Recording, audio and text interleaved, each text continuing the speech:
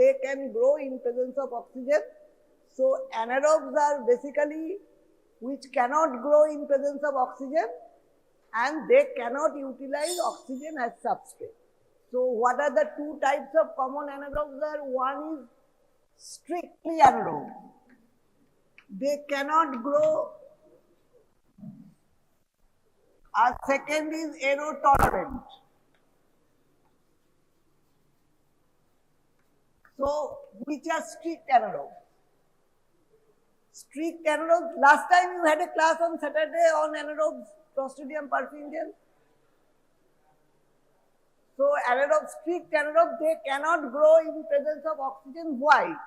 They lack two enzymes. What are the two enzymes they lack? One is catalase. They don't have catalase, and they don't have superoxide dismutase.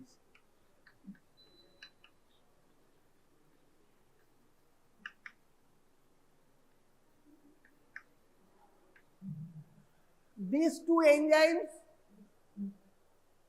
the strict anaerobe lack both these two enzymes. And aerotolerant, they have superoxide dismutase but in lesser amount. That's why they are aerotolerant. Most of the Clostridium are strictly anaerobe. Whether strictly anaerobe, which is aerotolerant only, is Clostridium histolyticum is aerotolerant. But most of the Clostridium, like Clostridium perfringens, Clostridium tetani, they are strictly anaerobic. They cannot grow in presence of oxygen. So that is one part, they are strictly anaerobes. What other features? Anaerobes are usually divided in spore-forming anaerobe and non-sporing anaerobe. So Clostridium are example of spore-forming anaerobe. So all the Clostridium are gram-positive bacilli. They are gram-positive bacilli, strictly anaerobe, and they produce spore.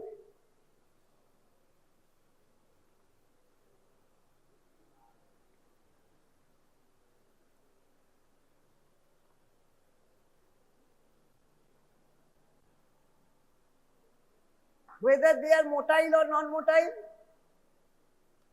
all the Clostridium are motile except two. Which two Clostridium are non-motile? One is Clostridium perfringens and another is Clostridium tetani type 6. Except these two Clostridium, all the Clostridium are motile, and you have learned swarming in Proteus. Clostridium tetani also shows swarming motility. So these are few introductory parts. Now tetanus.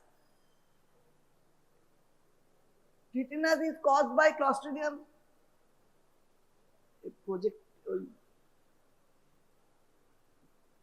dies. So there is patient remains conscious. So patient, though there is muscle spasm is the most common features of tetanus, and it is patient remains conscious. So that is a terrible way to die. Now this is a case. Case may be there is a history of bullet injury. There may be a road traffic accident. History may come like road traffic accident also. So a bullet injury, a developed trismus, followed by muscle pain. And what is the clinical diagnosis? What is the bacteria causing that clinical diagnosis? Next, pathogenesis and vaccination. These are the 3 points you need to know during Clostridium tetani class. First is the trismus. So trismus means how the trismus will present. Patient will not tell you this is trismus. So they will inability to open the jaw or difficulty in swallowing due to inability to open the jaw due to the spasm of the muscle. Now excised tissue beads form necrotic depth. As I told, anaerobic organism cannot tolerate oxygen. So if you take the sample and send by like other sample to lab, that will not do. You have to take the sample immediately in a transport media from the depth of the tissue where oxygen is not there. Otherwise, the anaerobes will not grow. So you have to use, you have heard about the name of Robertson-Cook media, that should also be used as transport media. So Robertson-Cook media, you have to take the sample in the ward or in OT, wherever you take, but from the depth of the tissue where oxygen is not there, and you have to send in a transport media. So diagnosis, you know, this is a picture of trismus and also sardonic smile. There is a term, research sardonicus, the sardonic smile. The spasm of which muscle causes trismus? Can anybody, you have read the anatomy? Which is the commonest first muscle involved in tetanus that causes trismus? The spasm of which muscle? Pardon? Which muscle? Masseter. Masseter is the first muscle that involves, it is also an MCQ. The masseter is the first muscle involved in tetanus that causes the trismus. Now common symptom, this is not for this picture I have not taken from any medical journal. Fever, that can be high blood pressure, because not only the nerve ending are involved, autonomic nerves are also involved, that can lead to high blood pressure, sweating, lockjaw and difficulty in swallowing. Now what is tetanus? It is an acquired infection from a cartoon, that is spores of bacterium Clostridium tetani, and it occurs within, this is a WHO definition. WHO has defined tetanus as this, an infection from a cartoon with spores of bacterium, because Clostridium tetani can be present in everywhere. In the intestinal tract of human and other animal, it's also present in the soil, in the ground, so it is ubiquitous, can be found anywhere. Next point, tetanus cannot be transmitted from one person to another. If you go to a patient infected with tetanus, you will not be infected. So it is not communicable. Second part, tetanus can be prevented through immunization. And the last point, even if you had a natural immunity, you don't have natural immunity against tetanus. So natural immunity will not develop, do not have natural immunity and can be infected again. So this is not a viral infection where you get natural immunity after single infection. So it is a 14 days of infection, which usually occurs in the 14 days. Cannot be transmitted from person to person. That is non-communicable, and it does not provide a lifelong immunity.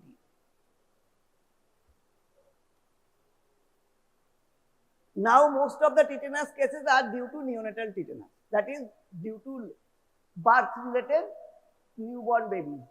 In 2018 only, there were 25,000 newborns died from neonatal tetanus. This is a worldwide statistics, not of Indian statistics.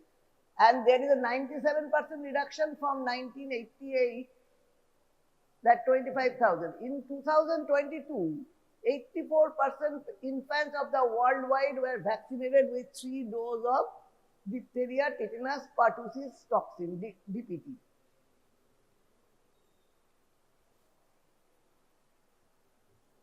Spores of bacterium Clostridium tetani, spores I have already mentioned, can be found everywhere. They are very resistant to heat and most antiseptics. So spore can survive.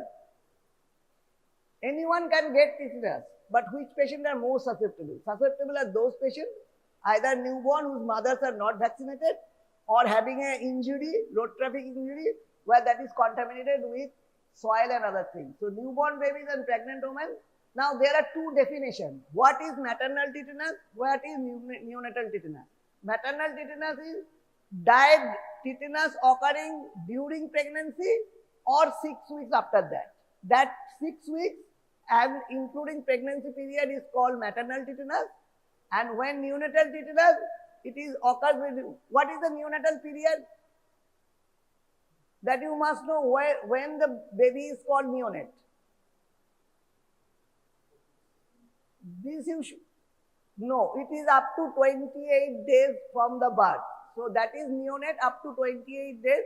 So usually the baby is quite well in first 2 days, and from the third day it can develop the symptom.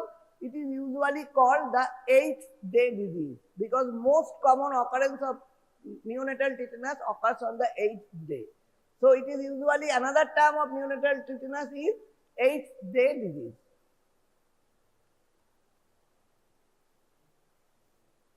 Already I mentioned this is an obligate anaerobic, that is strictly anaerobe, obligate anaerobe. It is a gram-positive bacillus with terminal spore. So how it look like? It will look like this.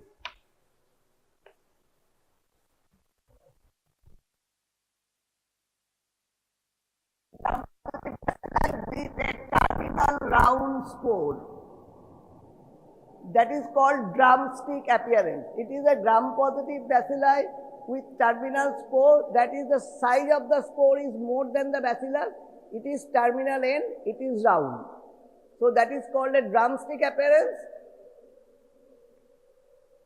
Can you tell any Clostridium, as you have already had Clostridium, where the spore is in the middle of the bacillus? Another MCQ.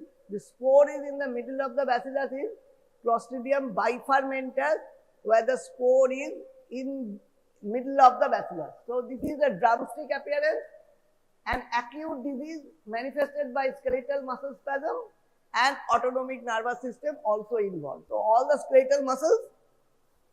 Causative organism was first isolated by Kitasato in 1889.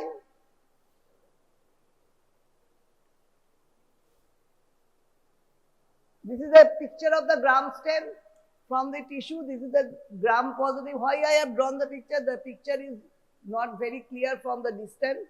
It is a terminal spore round gram positive bacilli. Now pathogenesis.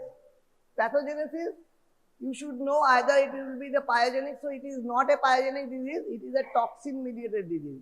What are the two toxins that is liberated by Clostridium tetani?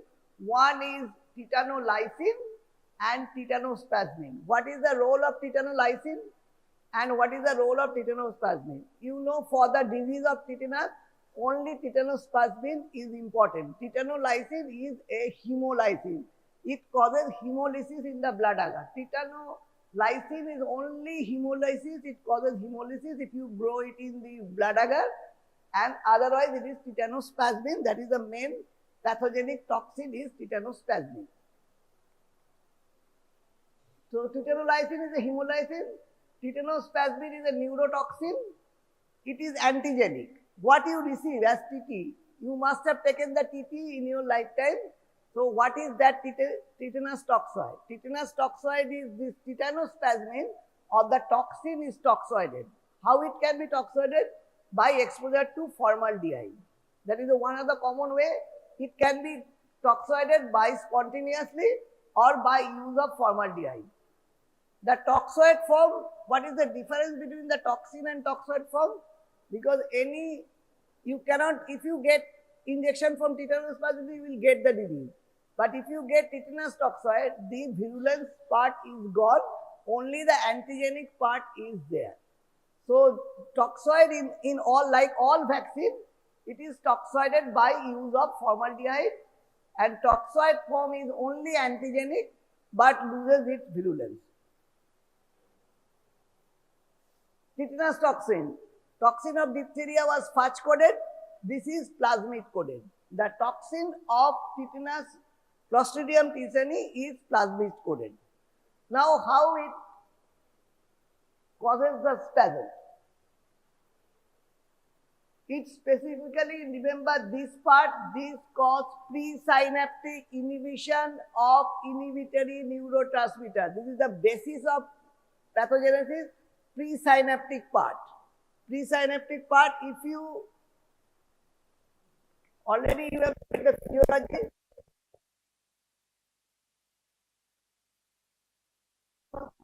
two types. This is the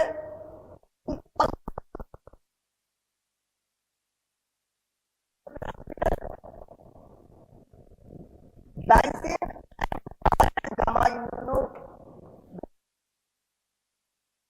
immunoglobulin. If you remove the inhibitory neurotransmitter, the uncontrolled contraction will be there. So spastic contraction. You read about physiology, acetylcholine is a positive and this is a negative. It balances the muscle contraction, but if you remove the balance, that if you remove the glycine or GABA, there will be uncontrolled or uninhibited contraction of the muscle. That is the main pathogenesis. It's present on the motor nerve terminus, a receptor called polycyanogangliosides. Tetanus toxin gets transported after injected from the skin wound. It goes to synaptic terminal, go to presynaptic terminal. So where it is presynaptic terminal and it inhibits both GABA and glycine. Toxin prevents the presynaptic release of inhibitory neurotransmitters. So two parts you should remember. One is motor neuron terminal and the second part is presynaptic inhibition. Why the presynaptic is being stressed? Have you heard about strychnine poisoning? What is the difference between strychnine poisoning and tetanus toxoid? In strychnine poisoning, the inhibition is post-synaptic. So if you have a difference between the tetanus toxoid and strychnine poisoning, in strychnine poisoning, the inhibitory neurotransmitters are inhibited, but how? It is by the post-synaptic inhibition. But in tetanus, you remember the presynaptic inhibition of inhibitory neurotransmitter. How it enters? It enters by injury, superficial abrasion or punctured wound, surgery done without proper asepsis, and neonates following abortion delivery. Why it is more common in India? Can you think why it is more common in India? When I will tell the epidemiology, you see 1/3 or 1/4 of the whole case of the whole world of neonatal cases occurs in India, because there are still home delivery is there. So the home delivery and non-maintenance of aseptic condition leading to neonatal tetanus. Second, still mothers are not immunized with tetanus toxoid. Non-infectious, I already told, there is no person-to-person communication of tetanus. Incubation period, according to WHO, it is 3 to 21 days, but usually it occurs within 14 days. 6 to 10 days is the most common. Now, if the incubation period is short, on the shorter side, the prognosis is poor. The incubation period, if it is shorter, like 3 days or 6 days, then the prognosis is also great, because spread. Next, why the masseter is the first muscle involved?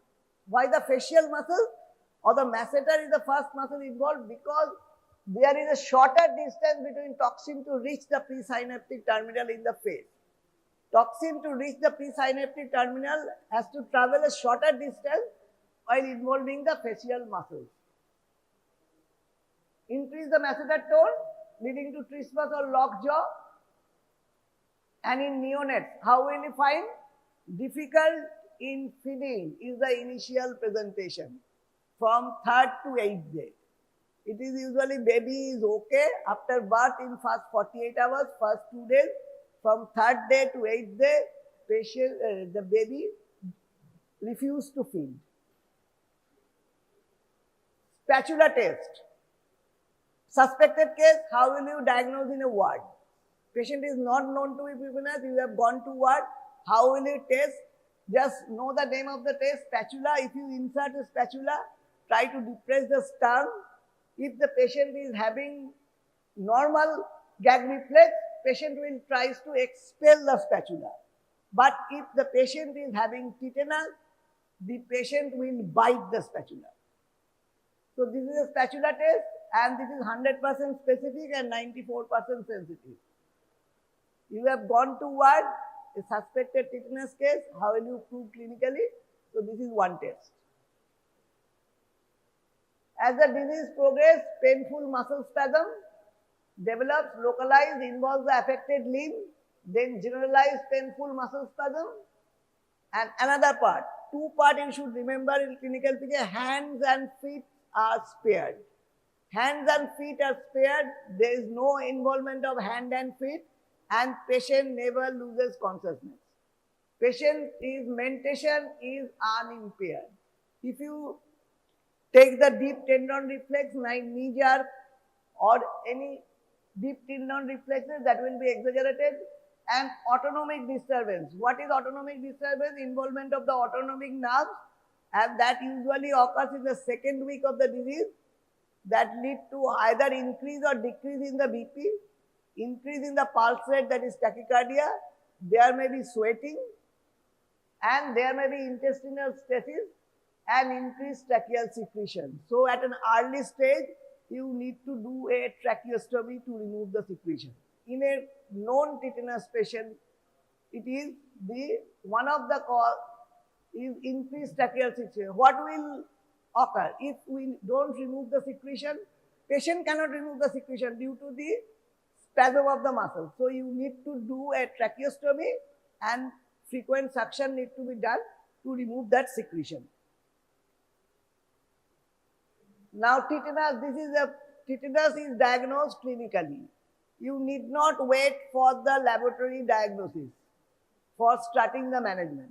So you did not wait for the laboratory diagnosis, clinical feature, and does not require WHO definition of a confirmed neonatal tetanus. Illness occurring in an infant who has normal delivery and normal ability to suck and cry in the first 2 days of life, but who loses this ability between day 3 and 28 of life is neonatal. Why I am emphasizing on neonatal tetanus? If you see a tetanus case in your lifetime, it will probably a neonatal tetanus. So always remember these things for neonatal tetanus. Now WHO definition of non-neonatal tetanus: sustained spasm of the facial muscle, and as the person appears to be grinning, and this muscle spasm will be painful. Not only spasm, there will be painful spasm of the muscle. Usually there is a history of injury or wound, but patient may not recall the history of injury or wound.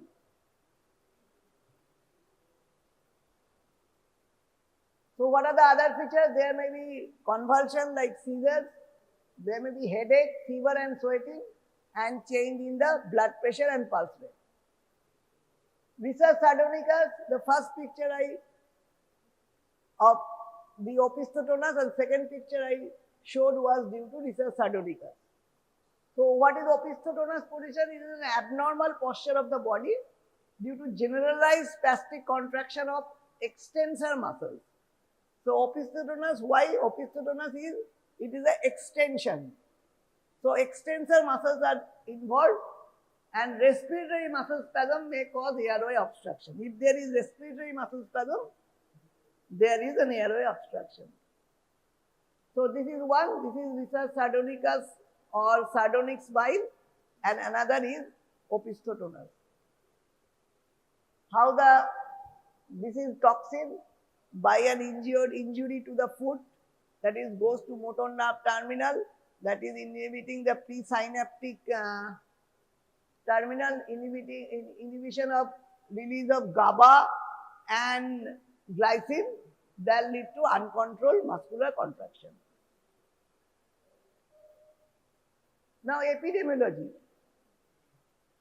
Tetanus is more common in developing country than developed country because it is simple, they are fully immunized.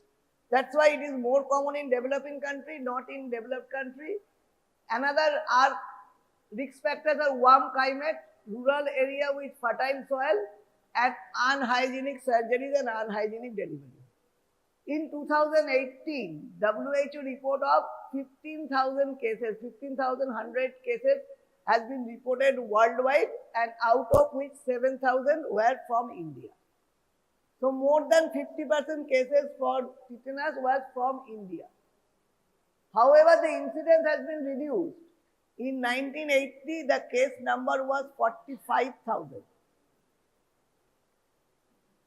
Now laboratory diagnosis. How we'll do the laboratory diagnosis? What sample we will send? Initially I told what sample you will send.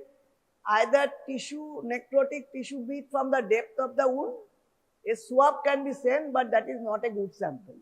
Excise necrotic tissue bead is the sample of choice, and that should be sent in a transport media like RCM. Gram stain reveals, if initial gram staining is done, that will reveal a gram-positive bacilli with terminal and round spore, that is drumstick appearing. Same thing, diphtheria, there was a question. Even if you get a staining a diphtheria-like bacilli, it is not diphtheria, toxin should be demonstrated. If you don't demonstrate the toxin, you cannot diagnose it as a Clostridium tetani. So only microscopy or staining cannot distinguish Clostridium tetani from the non-pathogenic Clostridium tetanomorphum and Clostridium sphenoides. Culture is more reliable than microscopy. So this is the gram stain finding, terminal spore, gram-positive bacilli.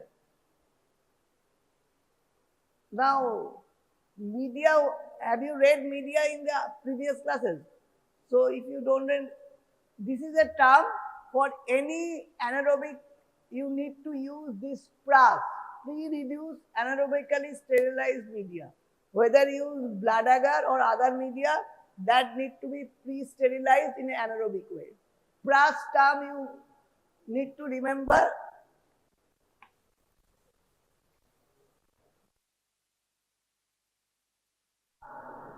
Just remember the name, it can be asked in the oral if you get an RCM media also. Pre-reduced anaerobically sterilized. So that thing is already sterilized in an anaerobic way. That media is not exposed to oxygen. There you need to inoculate the material. It comes pre-reduced and packaged in oxygen-free foil. So growth is more rapid and within 18 to 24 hours. Just tear open the foil package inside the anaerobic chamber and remove the plate. They are ready to inoculate. So this is if you inoculate in blood agar, this would be the picture. There is a swarming. Clostridium tetani, if you inoculate in a blood agar, that leads to swarming due to its motility.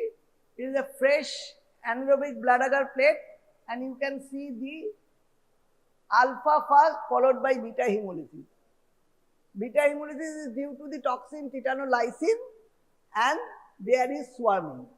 Except Clostridium tetani type 6, all the Clostridium tetani are motile. Robertson-Cook meat media. Can anybody tell how the Robertson-Cook meat media maintains an anaerobic environment? Robertson-Cook meat media is an anaerobic media. So how it maintains the anaerobic environment? What? They are a cooked meat. What is the role of cooked meat? There is cooked meat. There is also vitamin himine, glucose and vitamin K. These are the main constituent of Robertson-Cook meat media.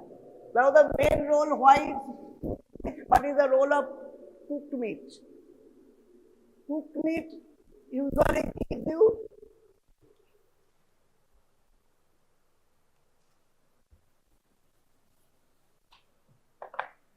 it causes release glutathione. Glutathione is released from the meat, and glutathione decreases the redox potential and maintains an oxygen-free environment. So cooked meat, first it reduces glutathione, first part. Second, it also provides some sulfhydryl group. That also from the cooked meat denatured protein you get the sulfhydryl group. That also reduces the oxygen tension in the media. And this part, glucose, himine and vitamin K also promote the growth. These are nutrient material added in Robertson cooked meat media. So that maintains the anaerobic environment. And what other else? you have to boil the RCM before inoculating. By boiling, it removes the last amount of oxygen present in the media. So Robertson-Cook media, it will be required in your practical also, and viva, how the Robertson-Cook media maintains the anaerobic environment. One is cooked meat, giving glutathione that reduces the redox potential. Cooked meat, that is denatured protein, release some sulfhydryl group. That sulfhydryl group also reduces the oxygen tension. There is also vitamin K, glucose and heme for the nutrition of the bacteria. So this is the method of anaerobiasis in case of Robertson-Cook media. This is Robertson-Cook media. Now there are two types of reactions. How will you know the media has grown tetanus, Clostridium tetani? There are two types of reaction when it is positive. Either it is saccharolytic or proteolytic. Saccharolytic is Clostridium perfringens that will produce a pink color of the meat. But in case of Clostridium tetani, it is proteolytic. The meat will become black colored and that will produce foul odor. So black colored and black colored meat has turned into, so how the meat looks like? So this was the meat looking like, but it becomes black colored and there is, if you see, there is a foul smelling in this media. So they are proteolytic. Now toxigenicity testing. You need to do a toxigenicity testing to know whether the bacillus is Clostridium tetani with toxin producing Clostridium tetani. So what are the two types of toxigenicity test is done? One is toxigenicity test can be done in a blood agar. How the blood agar? Like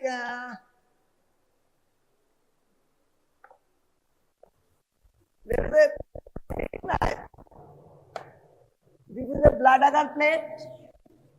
The half and this blood agar will be mixed with not 2% agar, 4% agar. Why we use 4% agar? To prevent swarming of the Clostridium tetani. Clostridium tetani causes swarming, so we will use 4% agar. And this half of the plate will be mixed with antitoxin. Tetanus antitoxin will be mixed and this half part will not be mixed with antitoxin. So this half part antitoxin. Now how will we inoculate tetanus? From the growth from the RCM media, not like inoculating, just stab inoculating on both sides. If we stab inoculate on the both sides in a blood agar media, then what will you see? Tetanus produces two toxins, one is tetanolysin, one is tetanospasmin. Tetanolysin causes hemolysis. So this part of the blood, you will get hemolysis and this part will not. So this part which antitoxin was not mixed will show the hemolysis and that will prove the presence of tetanus toxin. This is one way. This is toxin by in vitro technique. In vitro means no living animal is used. And second part is animal pathogenicity test. Animal pathogenicity test is now not done, but even that you can be asked how the toxigenicity test can be done. Same thing, you take two mice, one is inoculated with tetanus immunoglobulin, another mice is not inoculated with tetanus immunoglobulin. Now where will you inject? Culture filtrate or tetanus? How will you inoculate? At the root of the tail. Inoculate the culture infiltrate at the root of the tail, so of the mice, and there will be, what will occur? There will be start from stiffness in the tail. First it will be stiffness of the tail, followed by involvement of the leg, in which side it was inoculated, then the opposite leg, and then the trunk and other things. So animal usually dies within 48 hours. So this is basically animal pathogenicity test using mice. Even if you don't remember all these things, at least write the two types of pathogenicity test is done. One is in vitro pathogenicity test by blood agar mixing, and second is animal pathogenicity test using mice, and where the injection was given, culture filtrate injection was given at the root of the tail. So animal pathogens, these are the two to prove this is Clostridium tetani. Not only gram-positive bacilli with terminal spore will prove that the bacilli is Clostridium tetani. So animal pathogenicity has to be done. Some pathogenicity test has to be done, whether it is animal pathogenicity or in vitro pathogenicity test. An animal usually dies within 48 hours. Now, what is the treatment? There are two types of treatment. Either it is a passive immunization or active immunization. What are the passive? There was a question in your theory. Most of you have written also the active immunization in the passive immunization. Passive immunization is only the injection of the preformed antibody or immunoglobulin. Other vaccinations are not part of passive immunization. So natural immunity and passive immunization, most of you have written correctly the natural passive immunization by passage from mother to fetus, but passive immunization will not include the active vaccination. So tetanus toxoid is a vaccine, that is not a passive immunization, that is active immunization, and human tetanus immunoglobulin or horse serum, ATS, anti-tetanus serum, equine derived means horse derived. So two types of passive immunization. When we use passive immunization, when the wound is, I will come there, when you should use passive immunization also. If it is a wound that is highly contaminated, it is more than 6 hours old, depth is more than 1 centimeter, those are conditions where you need to use active and passive both. So what are the passive immunization? Where is human tetanus immunoglobulin and anti-tetanus serum. Human tetanus immunoglobulin was not available previously. We used ATS, but now ATS is no more used. What is the advantage of human tetanus immunoglobulin from ATS? Difference between human tetanus immunoglobulin and ATS. ATS, as it is not human origin, it will cause more reaction. So the side effects are more with ATS. So you preferably use human tetanus immunoglobulin, and you will get, when you will be intern or doctor, you will get only HTIG, you will not get the ATS. So human tetanus immunoglobulin dose is 250 international unit of human tetanus immunoglobulin or 1500 unit of ATS. Though intrathecal route is more effective, usually not used, intramuscular route is used. Duration of protection from HTIG is 30 days.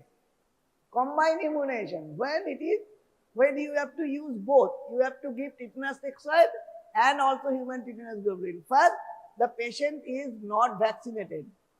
Second is, patient cannot give any proper history of vaccination. So when the patient cannot give any history of vaccination, you have to give both the first dose of tetanus toxoid followed and HTIG at the same time, but in another arm, not in the same arm. Tetanus immunoglobulin to be given in the other arm, in which arm you have given tetanus toxoid, followed by a complete course of tetanus. Can you tell what is the complete course of tetanus toxoid? You are not immunized, you are having a cut wound from an iron nail or something. What will be the full course? A single dose. Mostly what we take whenever we have a cut injury, we take single dose of tetanus toxoid, but that is not. It should be 3 doses. First 2 doses 1 month apart, third dose 1 year after, and that will give you a protection for 5 years. So you need not take any tetanus toxoid. So whenever you are taking tetanus toxoid, take the complete immunization. Or ask the patient also, write the full immunization course. Antibiotic usually does not play a major role because it is a toxin-mediated disease. In early infection, before the expression of the toxin, antibiotic has some role. So what antibiotic can be given? In anaerobes, which is the commonest antimicrobial we used, anaerobes, in all anaerobes, if you see the dental caries, you will learn that it is usually caused by anaerobic peptostreptococcus. That is a non-sporic anaerobe. So whenever you go to a dental surgeon, you will see the dental surgeon usually gives you an either penicillin group of drug and another is metronidazole. So metronidazole is a drug of choice for any anaerobic infection, whether it is abdominal anaerobic infection. So metronidazole is a drug of choice for anaerobic infection. So metronidazole is drug of choice for 7 to 10 days. Penicillin or doxycycline can be given. So for any anaerobic infection, metronidazole is a drug of choice. That's why the dental surgeon usually prescribes a metrogel or metronidazole along with immunoprescription. Symptomatic treatment, already you can do an endotracheal intubation, which is a long course, then you need to do a tracheostomy and ventilate through that. Antispasmodic like diazepam may be given to reflex spasm, beta blockers to control the sympathetic hyperactivity. And the surgical debridement should be done. Patient should be isolated in a separate room. Why the patient should be isolated? As the patient is non-infectious. Still we are isolating a tetanus patient. Why? Any stimulus, any light and sound will incite a spasm. The patient will have spasm whenever there is a symptom like light or any sound. Light and sound incite spasms also. So any should be isolated in a separate and in a dark room. And once again, I have also already mentioned, even if you have a tetanus, it will not provide you immunity. So vaccine series should be completed after recovery. Now tetanus toxoid commonly used active immunization.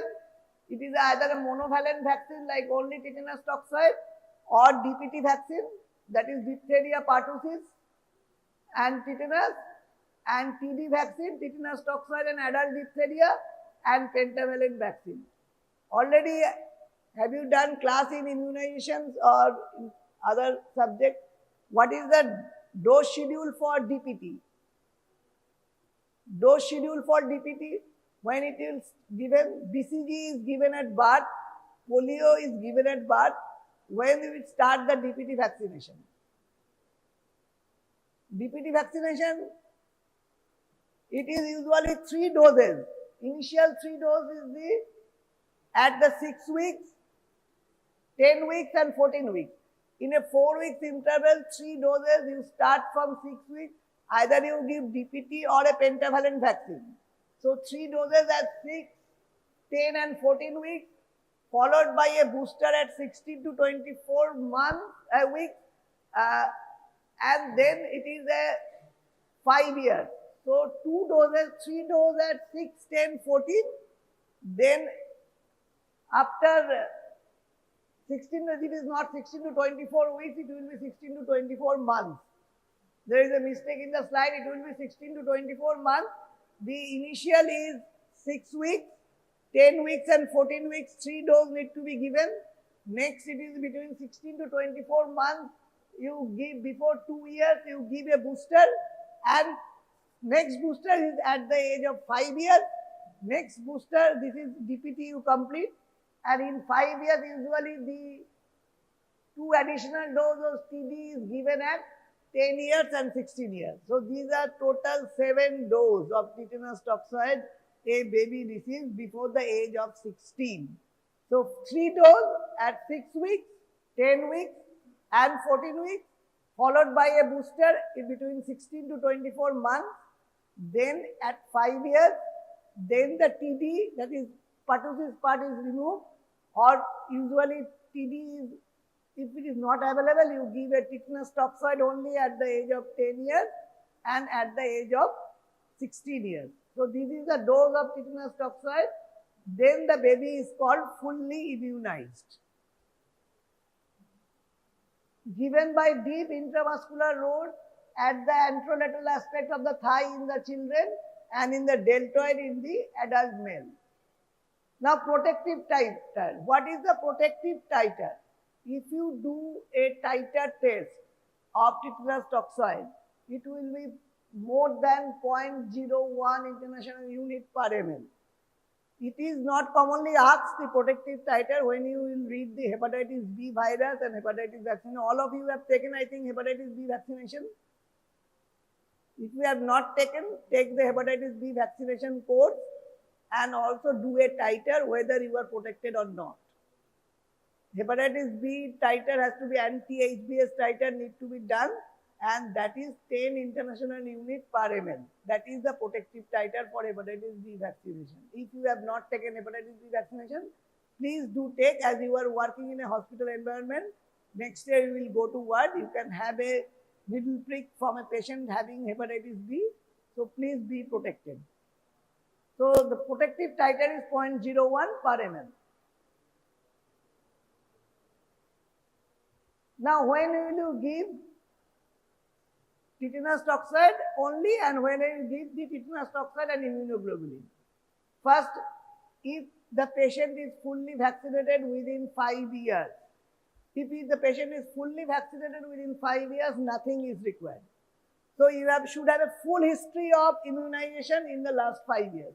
If he has taken more than 5 years back and not less than 10 years, then you should give a tetanus toxoid single dose. If it is more than 10 years, so non-tetanus, there is two type of wound. What is non-tetanus type of wound? Simple injury. You have just a pin prick or a nail prick like that. That will need a tetanus toxoid 1 dose for more than 10 years. And if it is tetanus prone wound, then we will need to give the human tetanus immunoglobulin. So a patient coming to you having tetanus prone wound and his immunization is more than 10 years, you need to give both immunoglobulin and tetanus toxoid vaccine also. Then unknown or incomplete immunization, you need to give tetanus toxoid complete dose and tetanus toxoid complete dose plus immunoglobulin. Now, what are the tetanus prone wound? Written there, it is age of wound more than 6 hours, penetrating wound like missile, like a crush injury, burn or bite, depth of wound, any bite, whether it is a bite from snake bite or any other bite, animal bite, you need to give a tetanus toxoid also along with other things. So depth of wound is more than 1 centimeter, presence of devitalized tissue and contaminant like dirt or saliva of the animal. So tetanus toxoid. So what are tetanus prone wound? Age of the wound more than 6 hours. There is a devitalized tissue like necrotic tissues is there. You can see the necrotic tissue dark colored. Whether it is a depth of wound is more than 1 centimeter. Presence of other contaminant like dirt or saliva.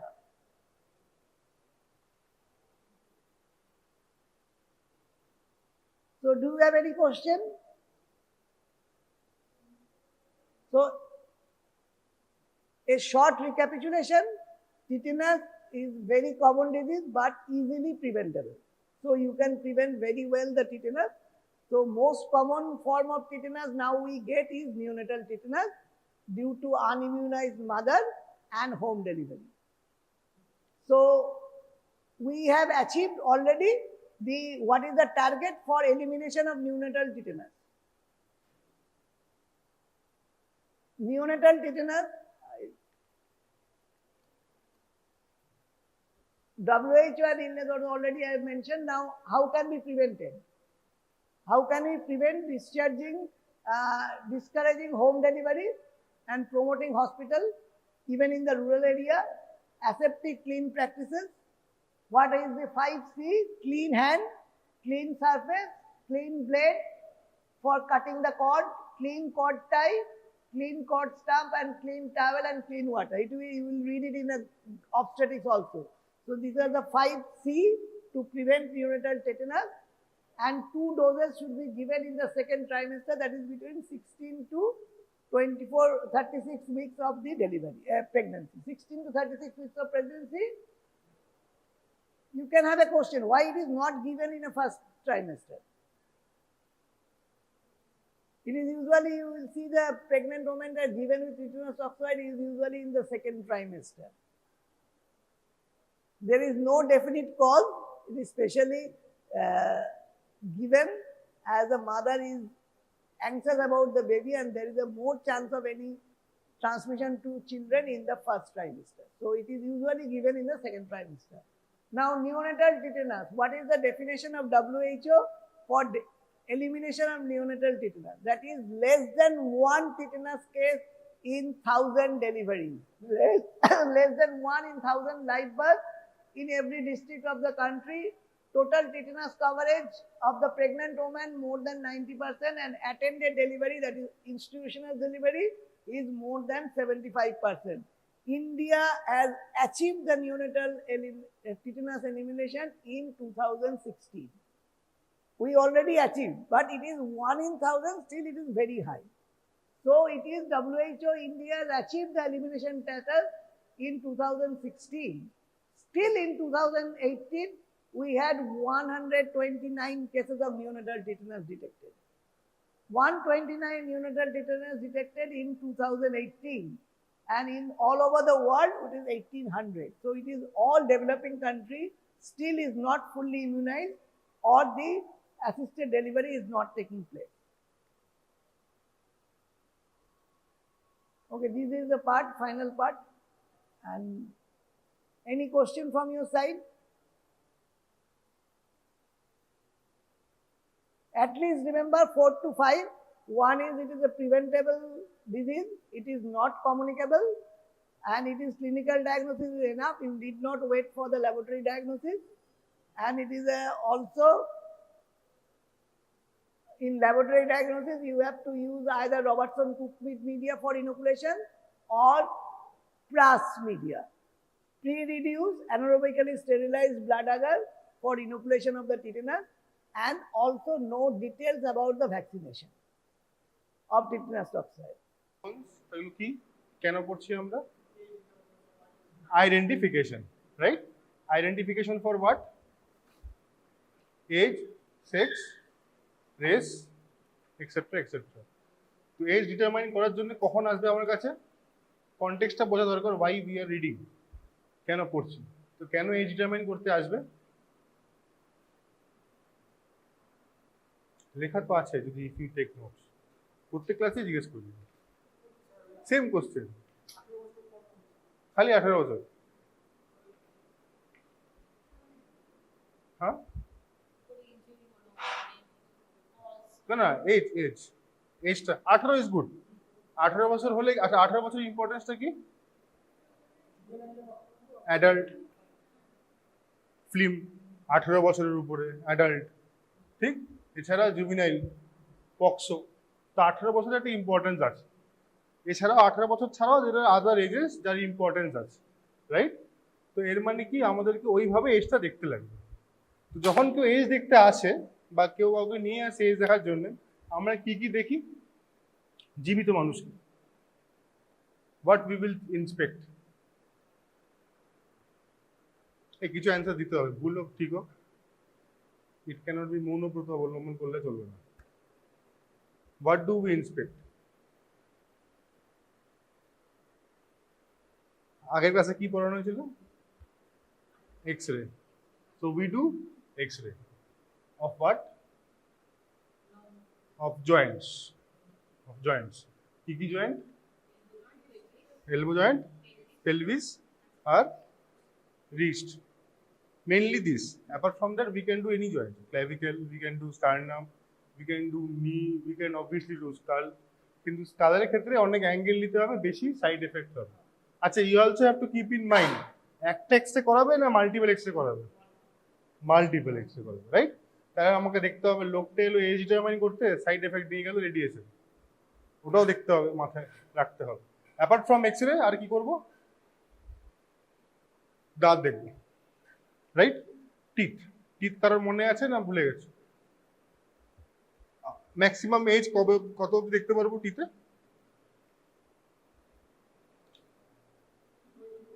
হ্যাঁ, 18 to 25।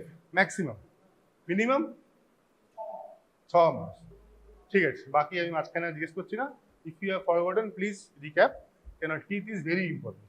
ওকে, নালে আবার পরের বছর, আসছে বছর আবার ততদিনে। আচ্ছা ঠিক আছে, তো লাস্ট ক্লাসে আমরা পড়লাম X-ray elbow joint. Today our topic is X-ray wrist joint.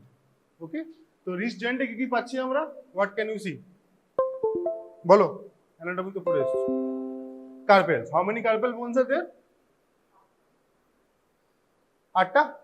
আচ্ছা, কার্পেলের উপরে মেটাকার্পেলস, ঠিক আছে, তার উপরে ফ্যালাঞ্জেস।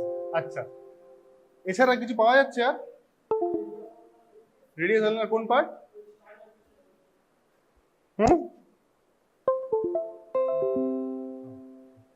তো এই পার্টটা রেডিয়াসের কি পার্ট? এটা রেডিয়াস তো নাকি আলনা? রেডিয়াস এটা। তো this is the lower and. Okay, lower and, এটা মেটাকার্পেল। তো মেটাকার্পেলের হেড কোনটা? উপরের পার্টটা হেড, ঠিক আছে, শ্যাফট অ্যান্ড বেস। আমাদেরকে এই জায়গাটা ফোকাস করতে লাগবে for today's topic, X-ray age determination from wrist joint. X-ray কি কি দেখবো? Carpal bones, lower end of radius, lower end of ulna and metacarpal base. Okay, only of past metacarpal. I will tell you why. ঠিক আছে, তাহলে কি কি দেখবো? Carpal bones, বলো 1 2 3 4 5, 5 জনই আছে। কার্পেল বোনস, মেটাকার্পেলের কোনটা স্পেসিফিক্যালি? ফার্স্ট মেটাকার্পেল। কাম, কেন আসছে নেক্সট স্লাইড। আর কি? Lower end of radius and lower end of ulna. ঠিক আছে, কটা কার্পেল বোন? 8টা। নেম দেন, দেখেই নেম করো। আমরা এরকম ভাবে পড়বো, হ্যাঁ, ক্যাপিটেট থেকে পড়বো। আচ্ছা, এরকম ভাবে পড়বো, ক্যাপিটেট, হ্যামেট, পিসিফর্ম, পিসিফর্মটা last, capitate, hamate, triquetral, lunate, scaphoid, trapezium, trapezoid, তারপর পিসিফর্ম। ঠিক আছে, okay, same thing. Now pisiform দেখতে, ওই ছবিটা মনে আছে, এটা আমরা এখন দেখলাম। তো পিসিফর্ম একটা বোনের উপরে আছে। তো পিসিফর্মে কিন্তু আমরা শ্যাডো দেখতে পারবো। জাস্ট সি, ভিজুয়ালাইজ করার চেষ্টা করো, একটা শ্যাডো দেখা যাচ্ছে। হ্যাঁ, ভেরি ইম্পর্টেন্ট, না দেখতে পারলে কাছে এসে দেখে নিন, কেন এইটাকে দেখতে লাগবে। আচ্ছা, আমরা যখন এক্স-রে দেখি নর্মাল ওপিডিতে বসে, বা তোমরা ম্যাক্সিমাম টাইম 99.99% যখন তোমরা পরবর্তীকালে ডাক্তার হয়ে যাবে, তখন যখন তোমরা এক্স-রে দেখবে, হোয়াট উইল ইউ সি? কেন এক্স-রে করতে বলবে কাউকে? ফ্র্যাকচার বা বোনসের ডিফেক্ট। স্পেসিফিক্যালি ডিফেক্ট কি? ফ্র্যাকচার বা ডিসলোকেশন, রাইট, বা অস্টিওসাইটিক চেঞ্জেস, সব ঠিক আছে, বাট মেনলি ফ্র্যাকচার দেখার জন্য, রুল আউট বা আছে কিনা দেখার জন্য। তো আমরা কিন্তু এটা সময়কালে ভুলে যাব, মানে পরীক্ষা অবধি মনে রাখো, তারপর ভুলে গেলে কি করা যাবে? ভুলে গেলে কিন্তু পরবর্তীকালে প্রবলেম। পিসি ফর্মটা লোকে তো ভিজুয়ালাইজ করো কিরকম দেখতে লাগে, বিকজ অতদিন পর অত মনে না থাকতে পারে। Why PC form is important, you will soon understand why. একটা শ্যাডো পাবে, ওকে, পিসি ফর্ম। নাও এগেন, কেন ওই ইয়েতে পড়ছিলাম? বিকজ প্রত্যেকটা বছরে প্রত্যেকটা কার্পেল বোন গজায়, মানে আসে, গজায় বলবো ঠিক হবে না, আসে, ওকে, till 7 years. So first one to come is capitate, hamate, triquetral, lunate, scaphoid, trapezium, trapezoid। 7 বছর, তার মানে 7 বছর হলে কটা কার্পেল বোন থাকবে? 7টা। 5 বছর হলে 5টা থাকার কথা, রাইট? 6 বছর 6টা থাকার কথা। 8 বছরে 7টা, 9, 10, 11, 12, 7টা, 13 তো লেখা হয়, কি 12 লেখা আছে? আচ্ছা 12, 13 অ্যাকচুয়ালি, বাট 12 থেকে 13 let it be, हम गलत क्यों? तो PC form will start appearing at 12 to 13, ठीक है? That is why PC form is very important. আর পিসি ফর্মটা নর্মালি যদি না দেখে থাকো তাহলে বোঝা যাবে না কিন্তু। তো শ্যাডোটা মনে রাখবে, ভেরি ইম্পর্টেন্ট। না নাও ये রাফলি হ্যাঁ primary secondary ossification centres of metacarpals, সবকটা দেখো লালগুলো হচ্ছে অসিফিকেশন সেন্টার, সবার কিন্তু হেডে আছে এক্সেপ্ট থাম্বের বেসে আছে। দ্যাট ইজ ওয়াই থাম্বের বেসটা আমরা দেখার চেষ্টা করছিলাম। ঠিক আছে, তো পরীক্ষায় যখন দেওয়া হবে, সো সিন্স তোমাদের সিনিয়র ব্যাচের পরীক্ষা আসছে, সো পরীক্ষায় যখন দেওয়া হবে এই কয়েকটা পয়েন্ট ধরো এক্সরেটা দিয়ে দিলাম স্পটিং এ, ওকে স্পটিং এ দেওয়া জেনারেলি হয় না, বাট ইউ নেভার নো, দিতেই পারা যায়। তো in that case you will have to explain this is an X-ray of this আর এর মধ্যে আমরা কি কি দেখতে চাইছি, সেখান থেকে আমরা কি কি পেলাম আর তার এজ কত। তার মানে যদি এক্স রে রিস্ট থেকে আমরা কি কি খুঁজবো ফর এজ এস্টিমেশন, রিপিট যেটা বললাম, what will you see in X-ray list for estimating age?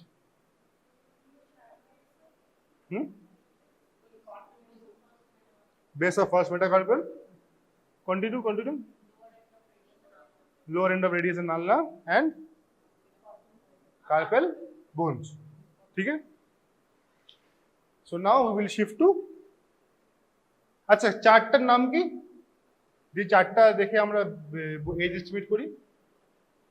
Elbow জয়েন্টে বলেছিলাম, of course you did not come, so হ্যাঁ একদম তোটাকে বলি। চার্টটার নাম কি? যে চার্টটা দেখে আমরা এজ এস্টিমেট করি, হ্যাঁ Galstaun chart. Can you spell? What is not Galstaun chart, মানে what is the wrong spelling? আচ্ছা নেভার মাইন্ড, নট ইউ। গলস্টোনের নামটা কি হবে? Spell Galstaun chart. For specific reason I am asking, you can also name if you try. Anybody agree? Gallstone, G-A-L-L. What is gall with G-A-L-L? Stone? Gallbladder stone. এটা কিন্তু gallbladder stone নয়, হ্যাঁ এটা একটা ব্যক্তির নাম, তার নাম হচ্ছে স্পেলিং G-A-U-L। হ্যাঁ ওই গল নয় কিন্তু, এই সাইডে ওই গল নয়। এই জন্য জিজ্ঞেস করলাম, পরীক্ষা লোকে জিজ্ঞেস করে and they give this answer. So this is gallstone chart. S-T-O-N-E নয়, S-T-A-U-N, লোকটার নাম ওটা। অন্য কিছু রাখতে পারতো, বাট নেভার মাইন্ড, নাম তো নাম হতা है। So here we can see 4 joints and 3 joints at a bone, clavicle. তা আমরা মেনলি 3টে পড়বো, পরবর্তীকালে clavicle টেভিক্যাল পড়া যেতে পারে, বাট অ্যাজ অফ নাও আগের ক্লাসে এলবো হয়েছে, আজকে রিস্ট, পরের ক্লাসে পেলভিস। ওকে, তারপরে আমরা ইনজুরি যাব। তোমাদের ক্ষেত্রে mostly injury will be practical, sorry theory, মানে স্মল গ্রুপ ডিসকাশন টাইপের থিওরির মধ্যেই আমরা করবো। অফকোর্স উই হ্যাভ ওয়েপেন্স, তো আমরা ওটাকেও নিয়ে আসবো। তো রিস্ট জয়েন্টে আবার কি কি দেখছি প্লিজ ফার্স্ট তাড়াতাড়ি একটু বলো। কার্পেল বোন, বেস অফ ফার্স্ট মেটাকার্পেল। আচ্ছা, যদি lower end of ulna appear করে তাহলে ক বছর বয়স? 1 বছর বয়স। ওকে, যদি হ্যাঁ সরি রেডিয়াস 1 বছর অ্যাপিয়ার করবে, ফিউজ করলে 16 থেকে 17, আর ফিমেলের ক্ষেত্রে 18। See how important it is, 18 age. Lower end of ulna appear করলে 10 থেকে 11, ফিমেলের ক্ষেত্রে 8 থেকে 10, ফিউজ করলে 18, নট অ্যাবভ 18, হ্যাঁ হিয়ার 17। পিসি ফর্ম 12 থেকে 13, মানে 12 থেকে 17, and here 9 to 12. Head of first metacarpal আসলে 4 বছরে, অ্যাপিয়ার করলে 4 বছর, ফিউজ করলে ম্যাক্সিমাম 18। ওকে, আমি মেলটা বলছি। and distal end of other metacarpals 3 থেকে 4, ফিউজ করলে 18।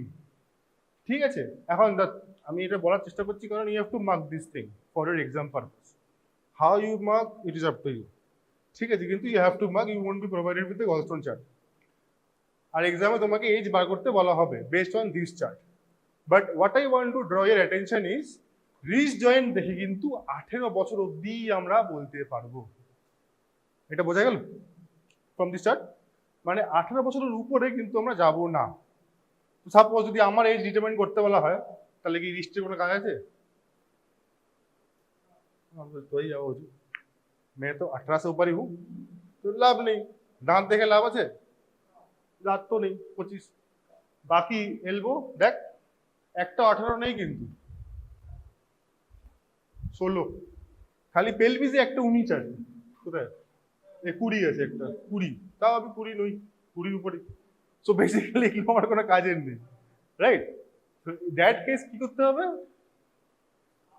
স্কাল, স্টারনাম, হ্যাঁ না? তো এটা অ্যাকচুয়ালি প্রবলেমটা তখন এসে দাঁড়ায়। আর এই প্রবলেমটা কখন দাঁড়ায়? যখন স্পোর্টসে আমাদের মতো বয়স্ক, তো বলবো না, আমি অতটা বয়স্ক নই, তো আমাদের মতো লোকেরা যখন স্পোর্টস খেলতে যায়, এরকম হয়েছে, আমার সঙ্গে হয়েছে। I don't know what to do man, go do something else, but नहीं सर हमको एज जानना है। তো বেসিক ব্যাপার হচ্ছে, যখন তুমি মনে রাখবে, ইউ মাস্ট রিমেম্বার 18 বছর অবধি ফ্রম রিস্ট, ঠিক? বেস্ট কি, কটা কার্পেল বোন আছে গুনে দেখে নেব, ওখান থেকে ব্যাক ক্যালকুলেট করা, okay? But at the end you have to mark it. তো now let's do some practice. Galstaun set पासे আছে, so tell me the age, suppose it is male, suppose it is male, female में भी आएगा, mail ही पकड़ लेते हैं पहले। कितने एज होगा?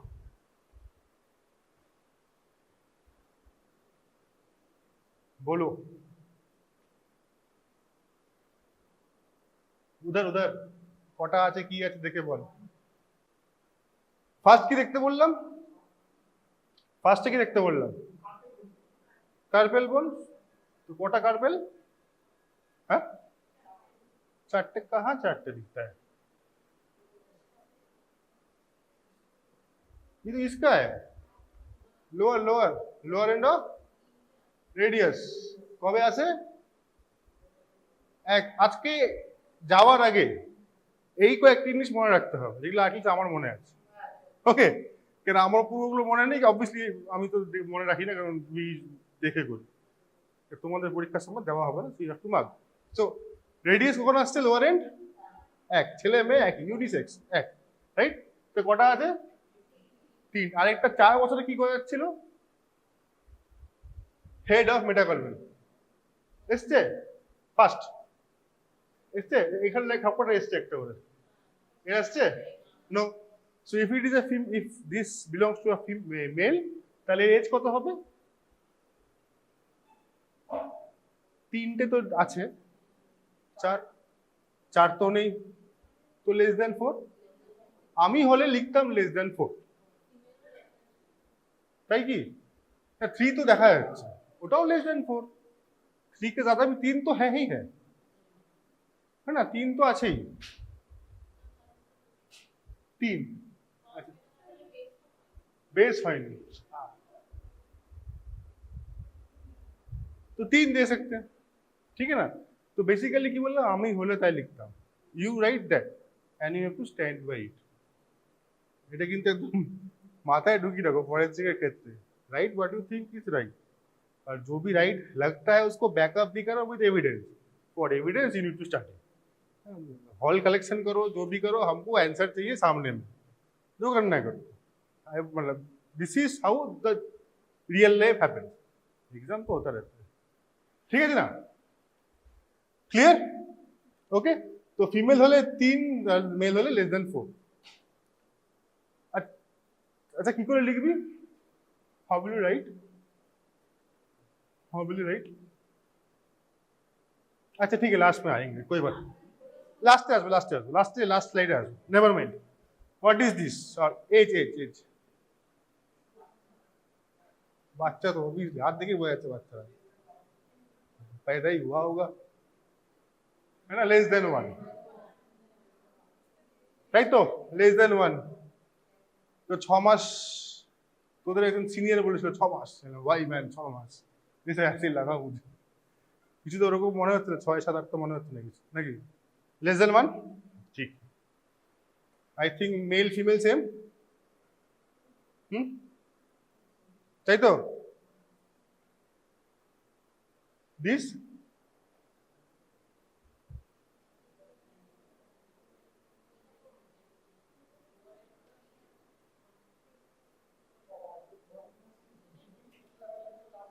তো এটা কি হবে লোয়ার এন্ডও নেই বাট দুটো তো আছে দেখা তো যাচ্ছে না তো করতে পারি না তাহলে इन that case my answer will be 2 अब जो भी हो हम तो 2 ही लिखेंगे ना in that case you have to accept यदि बोले ना एक तो नहीं 0 है तो है क्या कर सकते बट हमको तो 2 ही दिखा हाँ दिस वन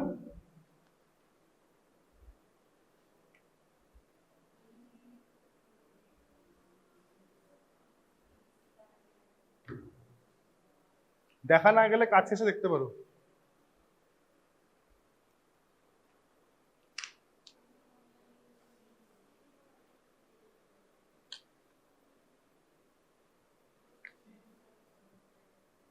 सिक्स सामने सब सामने come come forward come forward come forward come forward 5 ही तो लोग आ जाओ अरे फॉरवर्ड माने এইখানে ছড়া দেখ ঠিক করে দেখ কোন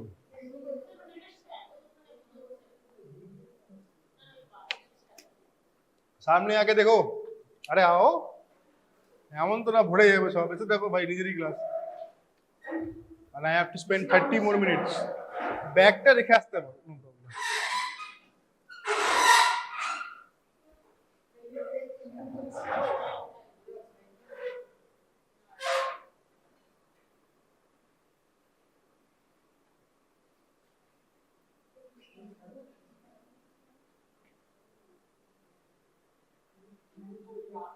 Okay, let's go by one. Mail. ধরে নিচ্ছি মেল কোথায় যাচ্ছে 1 by 1 let's go না let's stand here let's go here এক বছর হয়েছে ভাই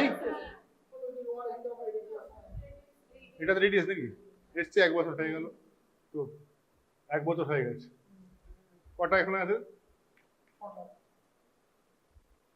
7টা তো আছে পিসিএম 8 নম্বর হবে না পিসিএম তো 8 নম্বর এই তো এখানে একটা আছে 8টা হলো তাহলে 8 বছর তো মিনিমাম 8 এর দরকার নেই এটা কি লোয়ার এন্ডটা বাড়লা কবে আসে 11 হ্যাঁ কি না 11 আচ্ছা আরেকটা মেটা করে পেলে এসছে হেড কত 4 ইউজ করল নাকি এটা করেছি করে ভয় আসছে না আই থিঙ্ক করেনি বাট করতেও পারে হ্যাঁ 11 হয়েছে তাহলে 11 তো 7 করছিলিস 11 তো হয়েই গেছে এবার পিজি ফর্ম যার জন্য ডাকলাম এই কোথায় এটাই তো হাইট তো এইটা হচ্ছে পিজি ফর্ম শ্যাডো ওর জন্যই ডাকলাম ছবি তুললে দেখা যাচ্ছে না because I have tried with your senior batch ছবি তুললে ঠিক করে আসছে না এই জন্যই এটার জন্য ডাকলাম দ্যাট বিকামস 12 है ना अच्छा তাহলে এন্ড কি দেব মোর দ্যান 12 দিয়ে কি 62 12 to 17 ज्यादा नहीं हो जाएगा 12 to 17 5 বছরের 6 বছরের গ্যাপ আর কি দেওয়া যেতে পারে যদি মেল হয় 12 to 17 তো লোয়ার এন্ড অফ রেডিয়াস তো জোরে নি 16 তাহলে আমি 60 দিতে পারি হ্যাঁ কি না জোরে নি তো দিতে পারি 60 দিতে পারি মানে আমার কাজ কি আমারটা যতটা কম করা যায় 18 এর নিচে হলে জেনারেলি কোনো কিছু নেই 18 নয় তো 16 হোক 17 হোক সেম ফেট 18 হলে ব্যাপারটা অন্য ছিল তো কোথায় গেল 12 two 16 12 to 17 also okay but 12 to 16 এখানেও 9 to 12 so in that case 12 to 16 get your degree registration number anything prescription হোক বা any documentation হোক everything has a potential to turn medico legal कुछ भी हो सकता है ऐसा पीछे लिख दोगे it is nothing to do medico legal ऐसा नहीं सर तो और ज्यादा होगा হয়তো দেখবে প্রাইমারি প্র্যাকটিসে দেখবে এক্সরে দেয় বা अल्ट्रासाउंड रिपोर्ट देय नॉट वैलिड मेडिको लीगली भाई गलती से जज के बाद पहुंच गया ना इसका मतलब क्या है नॉट वैलिड मेडिको लीगली मतलब क्या है I will decide what is valid what is not valid you do your work that মানে যখন তুমি লিখছো তখন পুরোটা দেখে লিখবে সো এইটা তো এর জন্য খালি বলছি না, আমি জেনারেলি বলছি। আর স্পেসিফিক্যালি যখন প্রেসক্রিপশন লিখছি, অ্যাপ্লাইজ টু মি অলসো, হয় না, এখানে তো অনেক পেশেন্ট ভলিউম আস্তে আস্তে বাড়ছে, কিন্তু সরকারি তো আরো বাড়ে, 300 পেশেন্ট লে ভাই, but still you have to write the right things. আমরা আমাদের এই ডোমেনে পড়ে। সো এজ, বলো এজ কে দেখা আছে, but still what is the age and why is the age?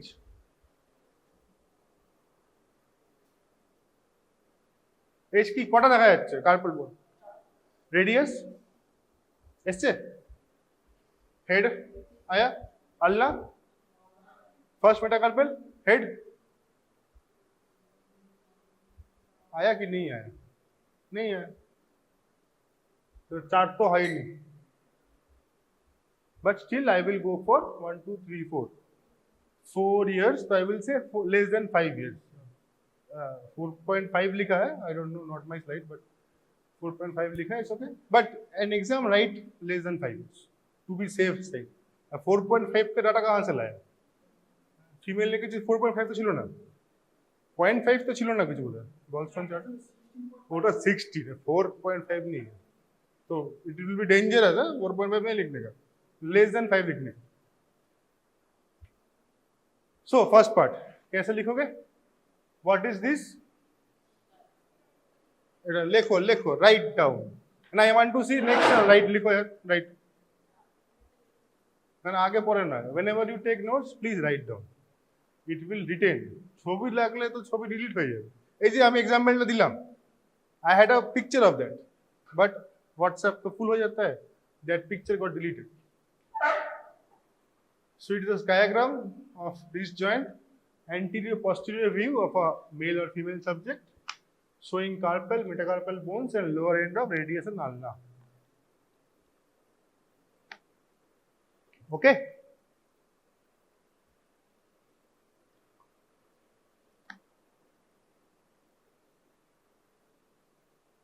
ठीक है,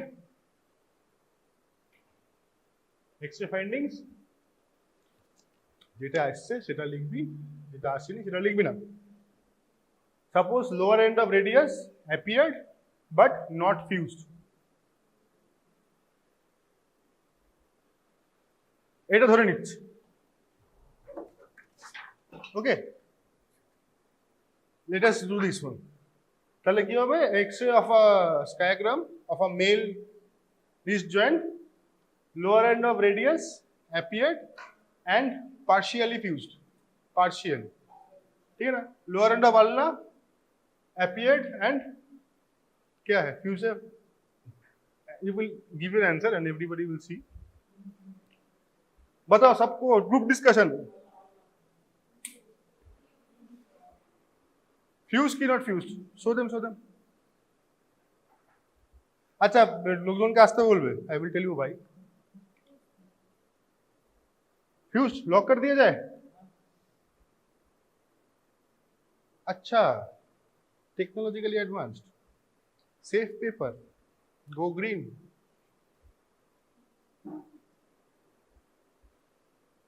ठीक, इफ आई से partially, will I be wrong? हाँ भाई,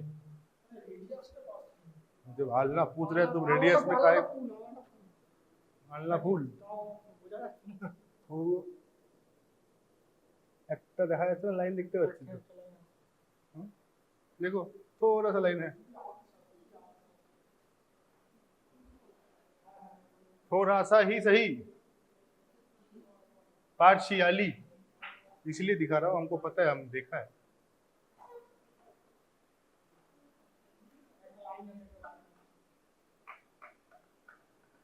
কারণ হচ্ছে এটাকে পরীক্ষায় দেখতে হবে, পরীক্ষা বা রিয়েল লাইফ দেখতে হবে। দেখে নাও, একটা ছোট্ট লাইন দেখা যাচ্ছে, ডিমার্কেটিং, ফিউজ করে গেলে কিন্তু চেঞ্জটা বোঝা যেত না, হ্যাঁ না? এমনি কোনো এক্সের ছবি থাকলে দেয়া দেখছি, ওকে, আচ্ছা নাও, তো লোয়ার এন্ড অফ আলনা appeared partially fused, head of first metacarpal appeared and fused, appeared तो नहीं पड़ेगा, 4 साल तो हो ही गया, फ्यूज भी हो गया होगा। Distal end of other metacarpals appeared and fused. তো এখানে কিন্তু দাগ টাগ নেই কিছু, দেখ এগুলোতে কিন্তু মেটাকার্পেলের মধ্যে একটা দাগ নেই কিন্তু, ইউ ক্যানট ডিফারেন্সিয়েট এর হেড আর ডিস্টাল এন্ড, তাই তো এর হেড আর distal end. Can you see the separation? দাগ নেই একটারও। So this is fusion, that is partially fused. আর কার্পেল পিসিফর্মের আগে লিখবি carpal bones number, pisiform appeared 12 to this year. So in my opinion, likhna in my opinion, taking into consideration of the findings of all available centers of ossification, likho around wrist joint the age of individual is koto?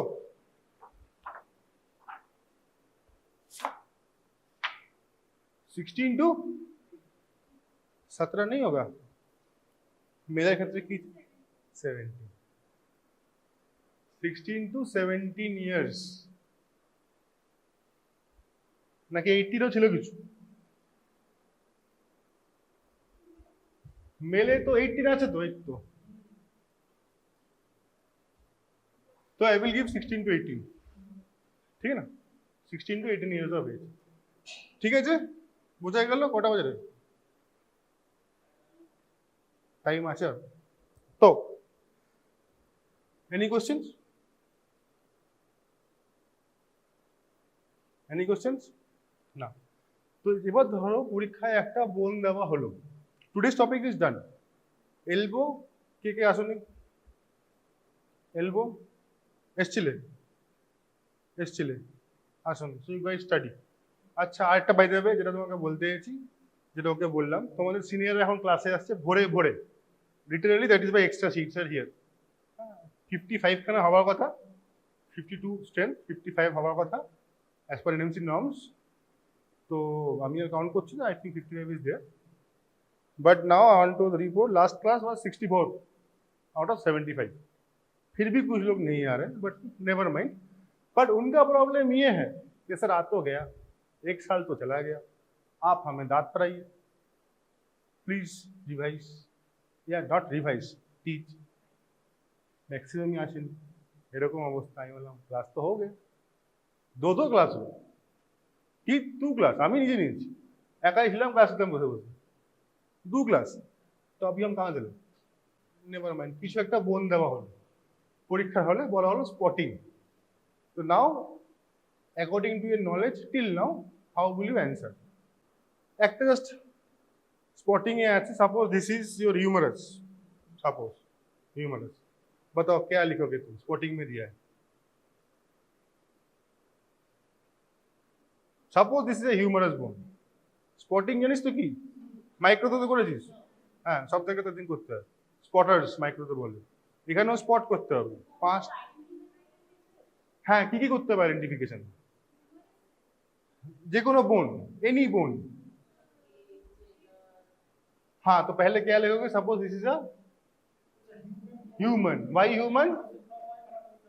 Proper anatomical knowledge and after conducting की test. প্রত্যেক দিন একই question জিজ্ঞেস করে আমি, জবে থেকে এসছি তবে থেকে একই কোশ্চেন ভুলে যাচ্ছি, রোজ ভুলে যাচ্ছে, পরীক্ষায় যদি ভুলে যাও 0 লাগিয়ে দেবো। प्रेसिपिटेंट टेस्ट, ओके ठीक है कोई बात नहीं, ट्राई। तो फर्स्ट ह्यूमन बोन, তারপর হ্যাঁ ঠিক আছে, যখন জিজ্ঞেস করবো তখন লিখতে হবে না, human bone proper anatomical knowledge. তারপর হিউম্যান বোনের সঙ্গে বোন যখন পড়ি আর কি পড়িস? Age, age, gender, and without any deformity और स्टेन, अगर रहता है तो बोलने का, एंड सॉफ्ट टिश्यू और मसल, ये सब लिखते हो। तो when you write all of this things then only your answer is complete and you will get 1 marks. এটা আমি খালি বললাম just to put it in your brain, মানে মাথায় রাখার জন্য, বিকজ আমরা একই জিনিস পড়ছি। সো ইফ সাডেনলি তোমাকে একটা এক্সট্রা দিতে বলো স্পটিং এ, it should not be given first of all, but যদি দিই তাহলে এই পুরো অ্যান্সারটা যেটা লেখালাম পুরোটা লিখতে হবে, হ্যাঁ, then only your answer is right for exam point of view, ঠিক আছে? Go read প্যাথো।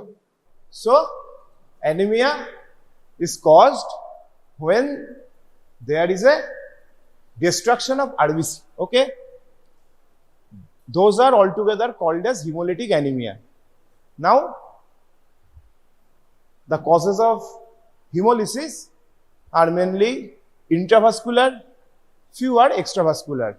Okay, few are genetically predisposed, few are autoimmune mediated.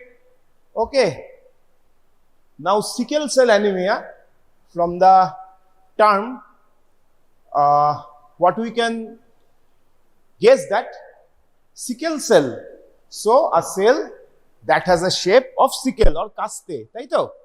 Tale the anemia which have more sickle type of cells or sickle shaped RBC in peripheral picture is known as sickle cell anemia.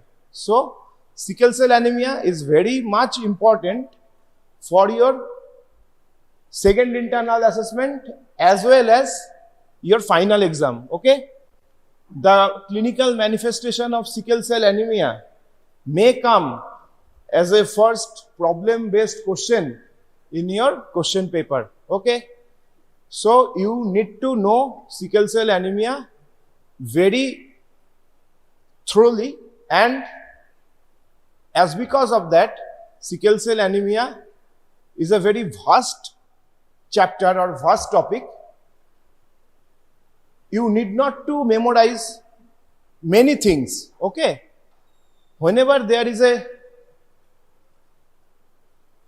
call of memorizing, then any student or any teacher may forget it in the time of question, viva or theory. But whenever you are building the concept, why the clinical manifestation occurs, what are the probable outcomes, what are the signs and symptoms of various systems, cardiovascular system, pulmonary system, musculoskeletal system, neurovascular system.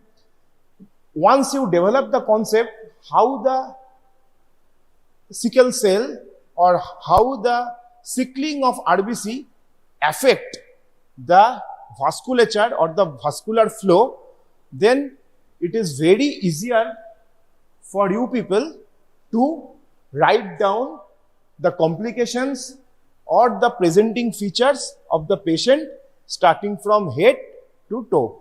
So, now coming to the PowerPoint presentation.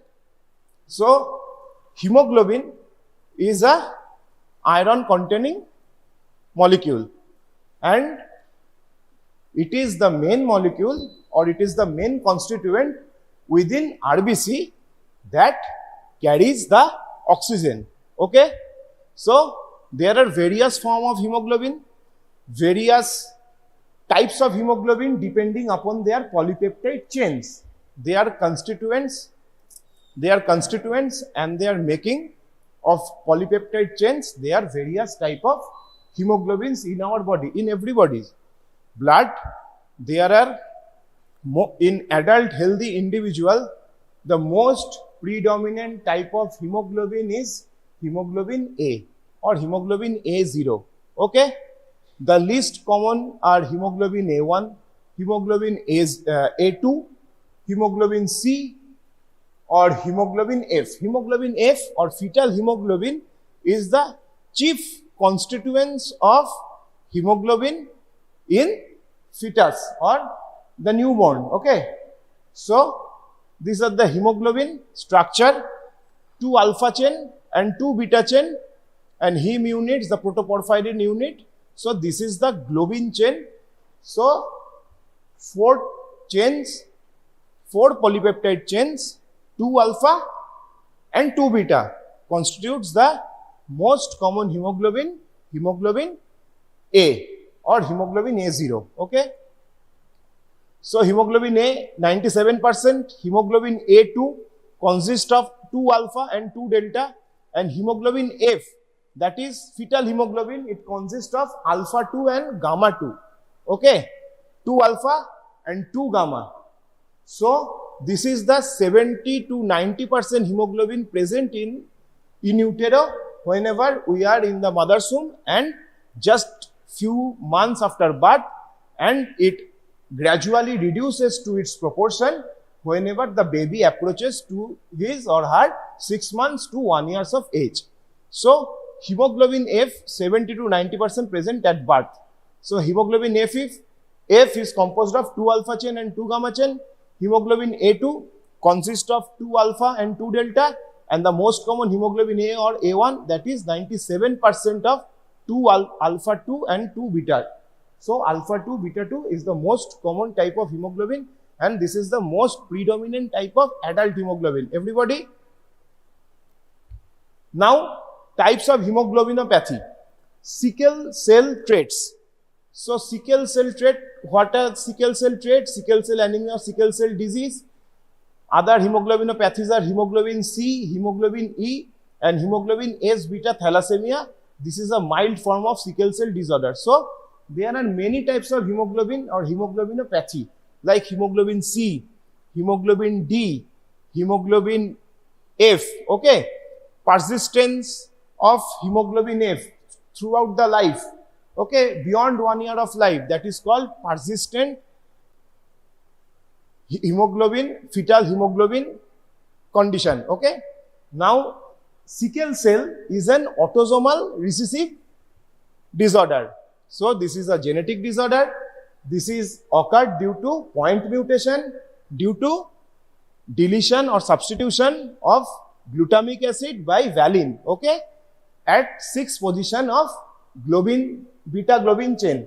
So this is a autosomal recessive disorder. So from the concept of our 11-12 biology, we know whenever a disease is autosomal recessive, symptoms of that patient require 2 mutant allele to be present in that individual to express. Okay, so recessive disorders or recessive conditions need to be homozygous to be manifested clinically. Is it clear to everybody?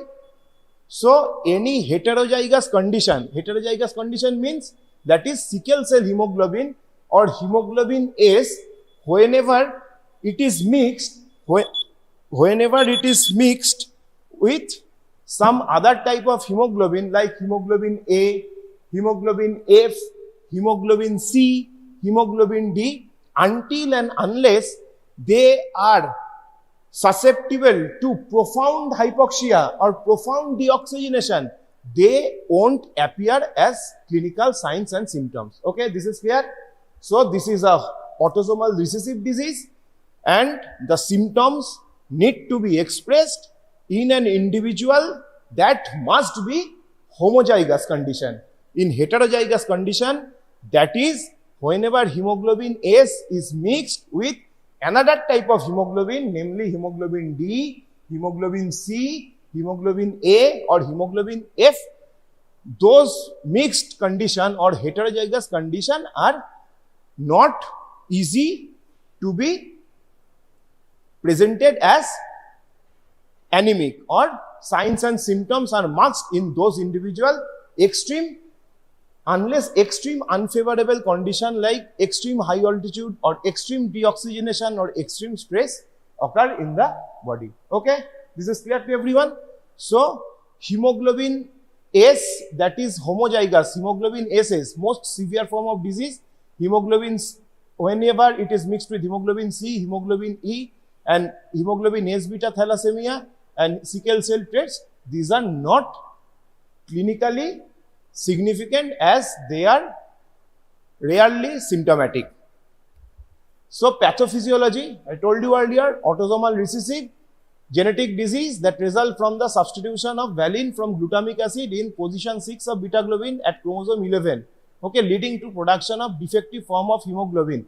So hemoglobin S is a structurally defective hemoglobin. So this is a point mutation. Classical example of point mutation, a single amino acid is being replaced by another amino acid at the same position, okay, in beta globin chain, 6th position.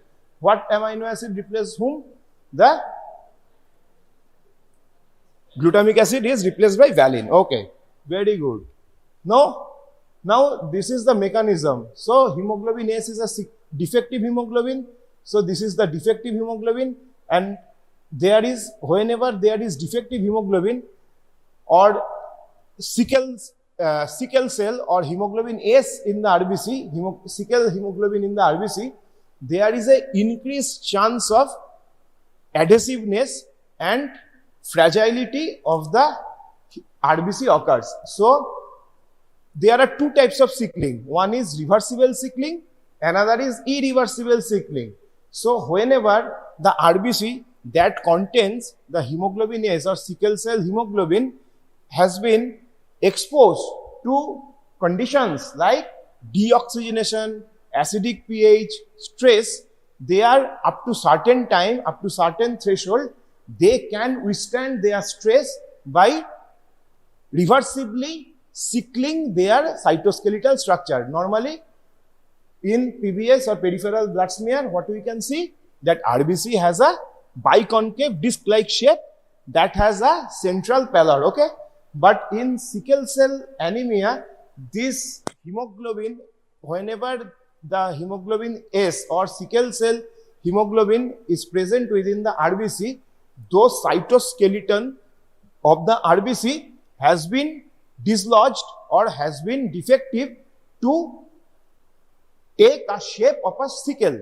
Whenever the stress is withstandable or tolerable to RBC to certain limit, at that point of time, there is sickling, but there is reversibility of that sickling. Whenever the stress factor, deoxygenation factor, these notorious stimuli have been withdrawn, they may go back to their usual biconcave disc-like shape, okay? But if there is polymerization of HBS occurs, or the hemoglobin S or sickle cell hemoglobin occurs in RBC, making a polymers of hemoglobin S, then at that time, the RBC is called as irreversibly sickled. So, hemoglobin A, point mutation hemoglobin S, oxygenated, this is oxygenated biconcave shape, and this hemoglobin contains hemoglobin S, now deoxygenation, this is reversibly sickled, it may go back to the usual biconcave shape, but whenever this is beyond tolerance limit, then there is HBS polymerization occurs and the RBC has been irreversibly sickled, okay?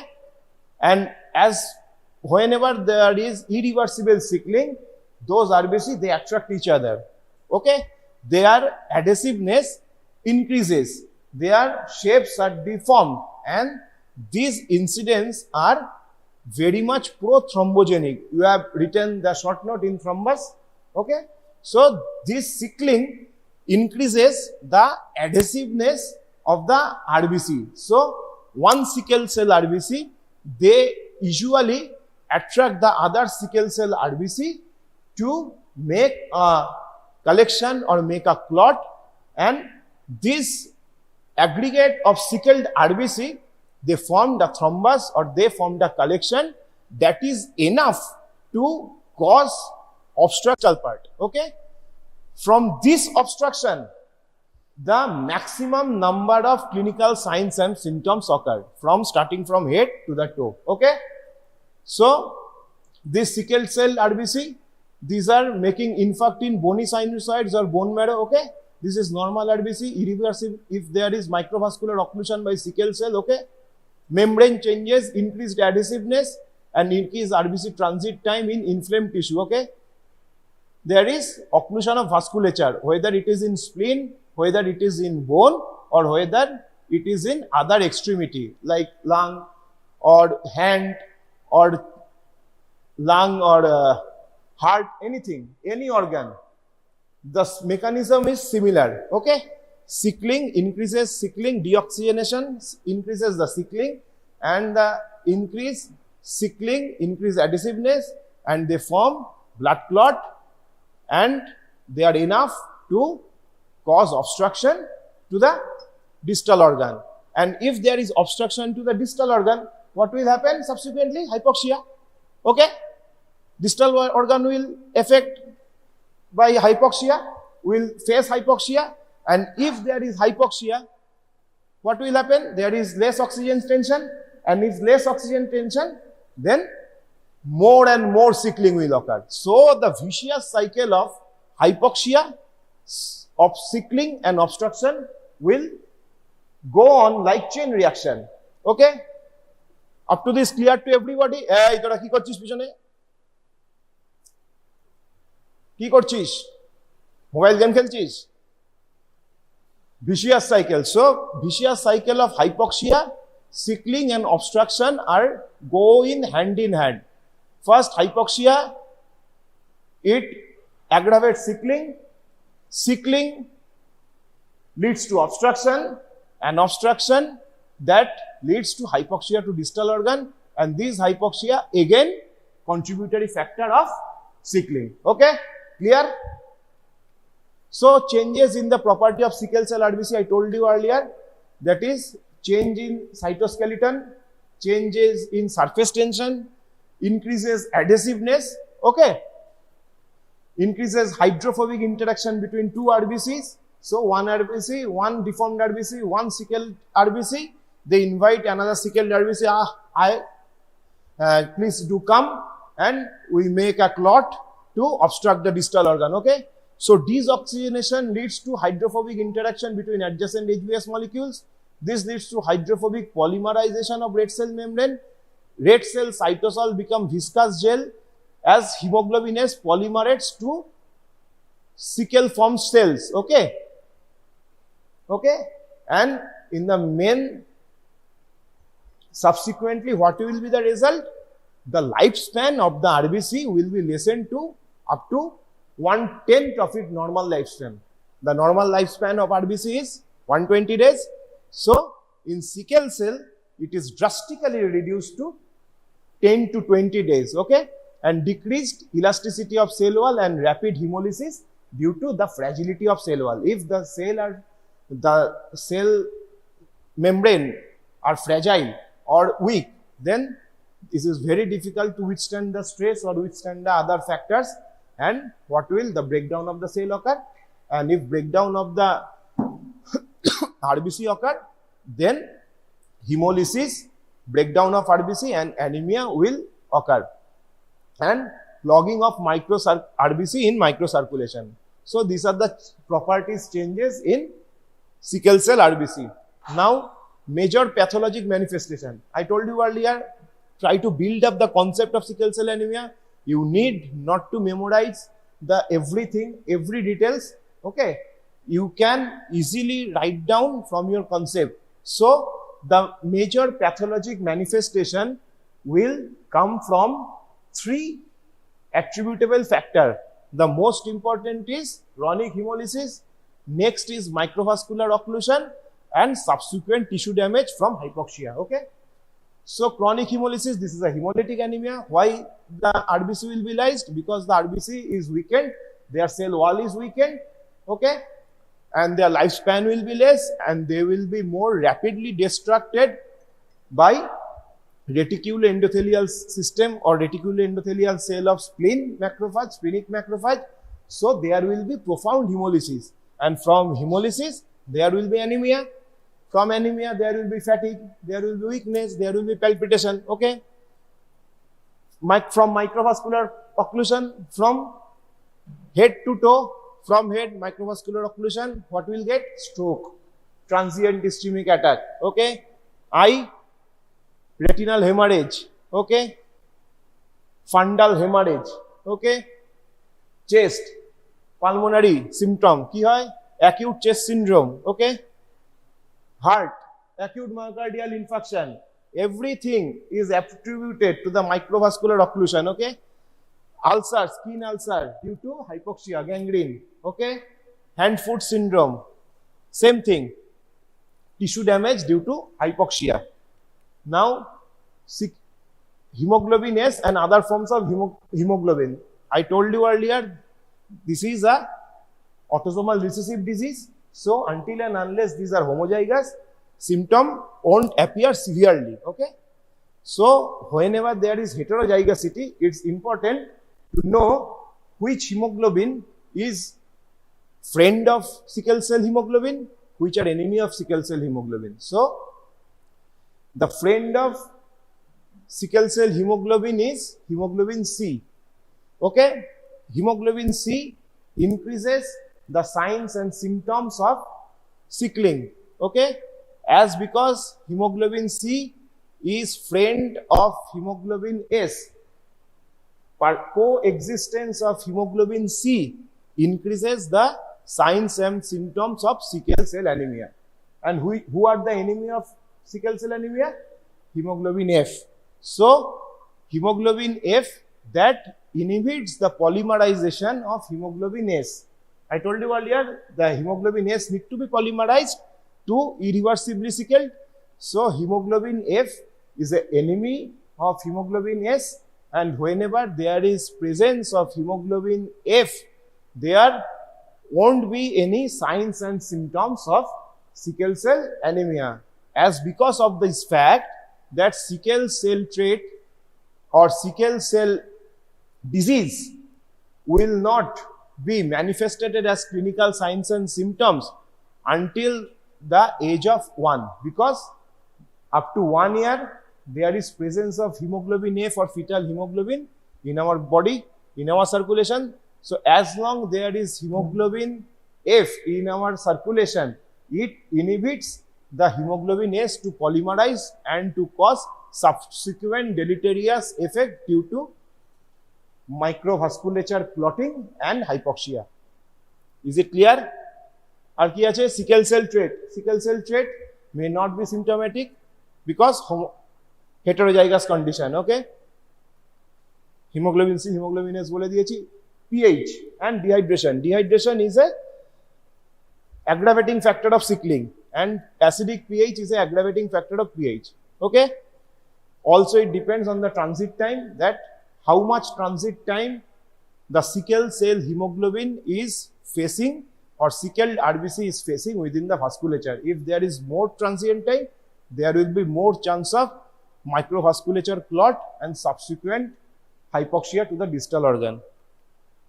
Genetics told you already, recessive disorder, until and unless there is homozygosity. This is homozygous test SS, this is homozygous test SS, this is homozygous SS. So, usual and trait parents will never have a diseased offspring.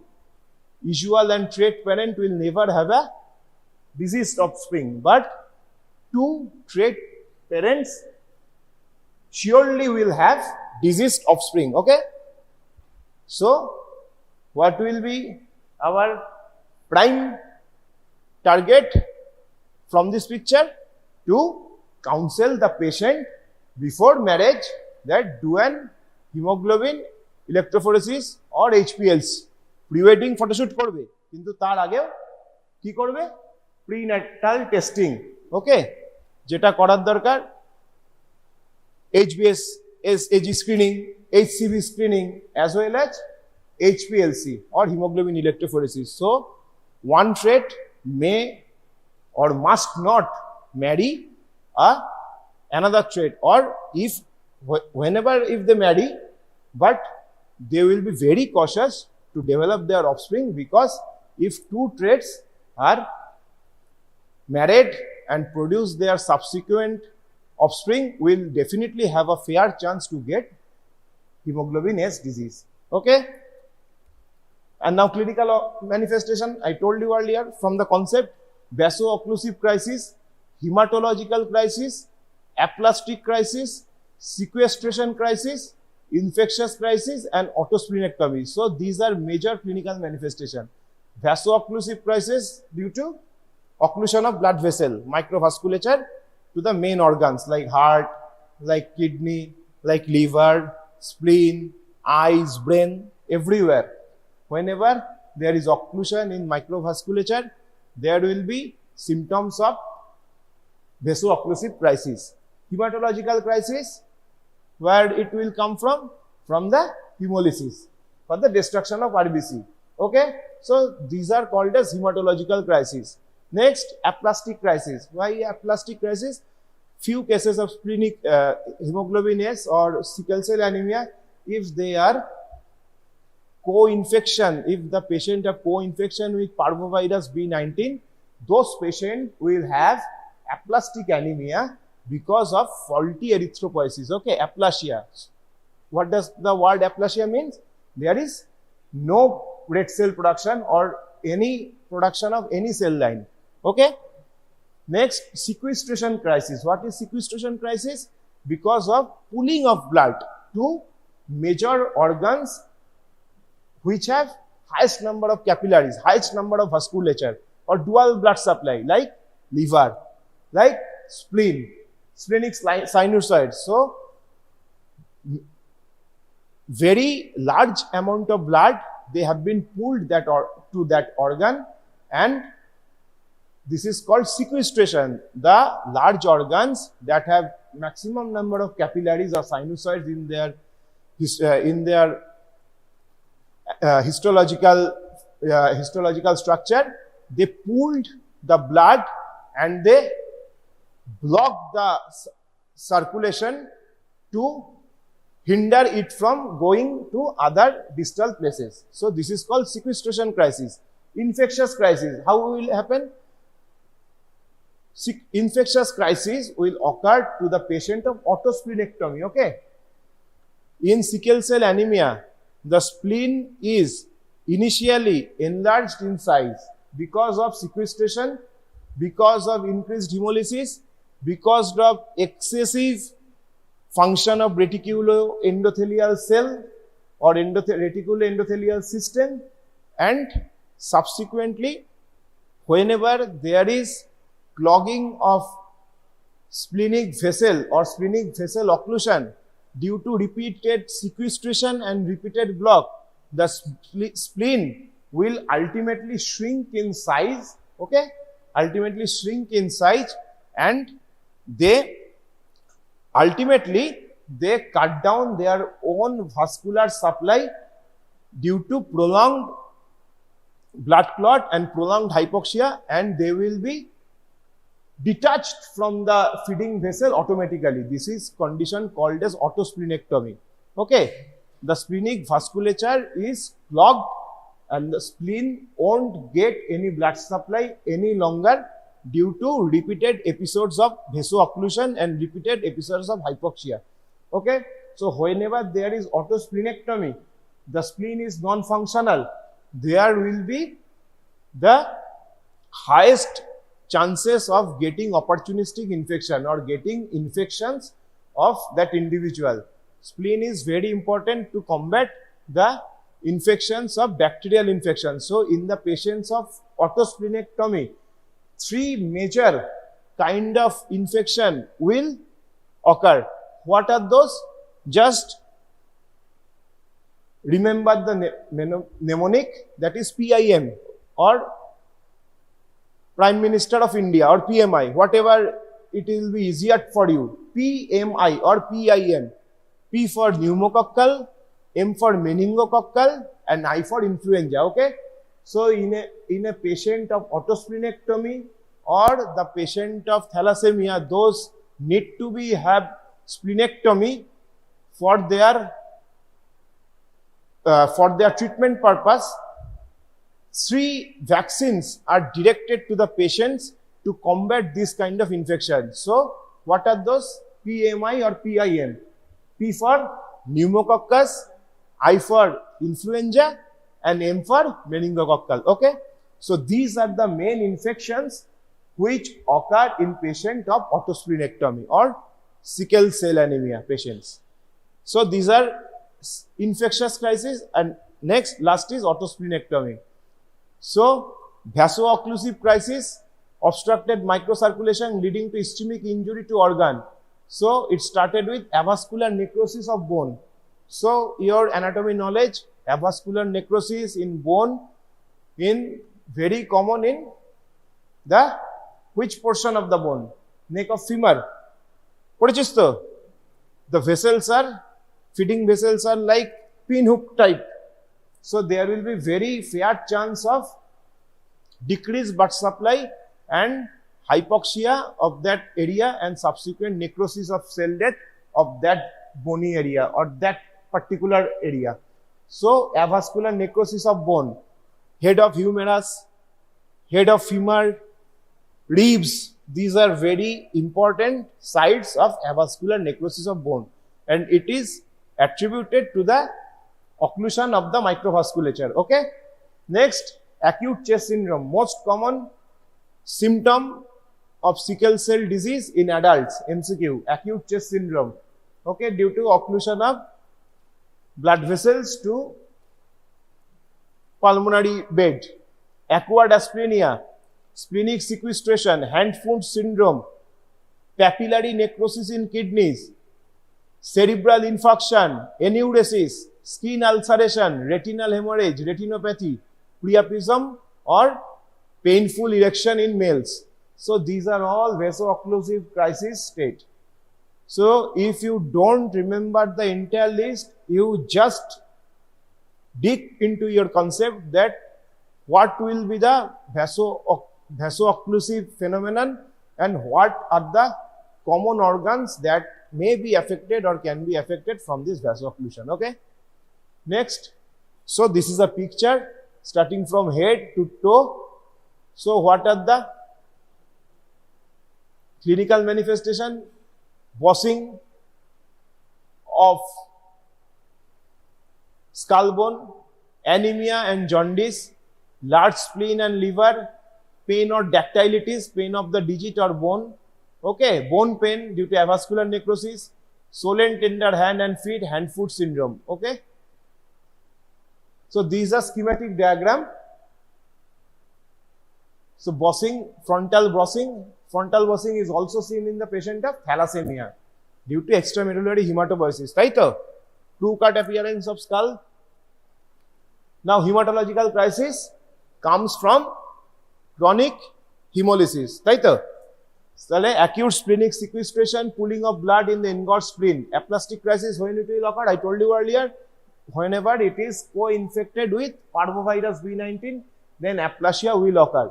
Next, anemia and pigmented gallstone. Pigmented gallstone is also a manifestation of hemolysis. Okay, gallstone are 3 types. Whenever you will be sent to your surgery clinics, you will see many patients of gallstone or cholelithiasis, and there are 3 types of gallstone or 3 types of stones in gallbladder. One is pigment stone, another is cholesterol stone or bile stone, another, and next is mixed stone. Pigmented stone or black color stone is very commonly you can see in the patient of hemolysis. Okay, we can see hemolysis increased in bilirubin for lysis of the hemoglobin, lysis of the RBC, increased unconjugated portion of bilirubin occurs in the blood, and this unconjugated hyperbilirubinemia will attribute it to the symptoms like jaundice and pigmented gallstone or cholelithiasis. Okay, and delayed growth due to the microvascular occlusion. Okay, the bones are not feeding enough to grow under the effect of growth hormone. Okay, না বুঝতে পারলে বলবি ওই ছেলেটা এখনো নিচে তাকিয়ে আছে, কি করছিস তুই, দেখছিস না কেন, শরীর খারাপ, বাংলা বুঝিস, কি হয়েছে বল বল আমাকে, আমি শুনি একটু, নিচে কি আছে দেখা আমাকে। So this is a case of auto-infarcted spleen. Okay, so initially I told you the patient will suffer from splenomegaly due to sequestration, due to hemolysis, due to destruction of RBC, and subsequently over the period of time the splenic vasculature will be clogged, the splenic vasculature will be jeopardized, and the spleen will be shrinking in size, and ultimately the spleen will detach its vascular supply automatically, and this is called as autosplenectomy. These are the infarcts. Okay, these are the infarcted space, and the spleen is very shrinked in size or contracted in size, and this is an auto-infarcted spleen. Grossly, splenic pathology, microscopical picture.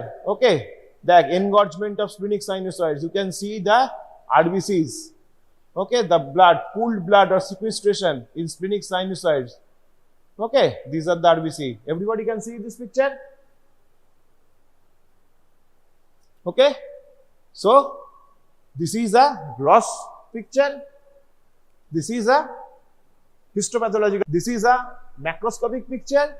This is a microscopic picture. Okay, gallstone. That gallstone hoyeche. Pigmented gallstone, black color. Okay, so this is lumen of gallbladder due to unconjugated hyperbilirubinemia due to hemolysis, breakdown of RBC, breakdown of hemoglobin to bilirubin, biliverdin, pigmented gallstone occur in our hepatobiliary system. Okay, normal spleen, enlarged spleen. Okay, this is the normal splenic size, this is the enlarged spleen size. How can you say there is massive splenomegaly? Clinic se jante parbi. Whenever the enlarged spleen crosses the midline, then it will be called as massive splenomegaly. Until and unless the spleen, enlarged spleen, have not crossed the midline or rectus, it won't be called as massive splenomegaly. Whenever it crosses the midline, it will enlarge in this axis, okay, from this axis to this axis. Whenever it will cross the midline, then it is called massive splenomegaly. So infectious crisis, I told you, PIM, most common infections, pneumococci, meningococci and influenza. Other infections are streptococcus, mycoplasma, salmonella, but don't forget to utter these three, pneumococcus, influenza and meningococcus, because these three vaccines against these three are initially given to the patient who have been planned for splenectomy or who have been autosplenectomized. Okay? Na বুঝতে পারলে বলবি।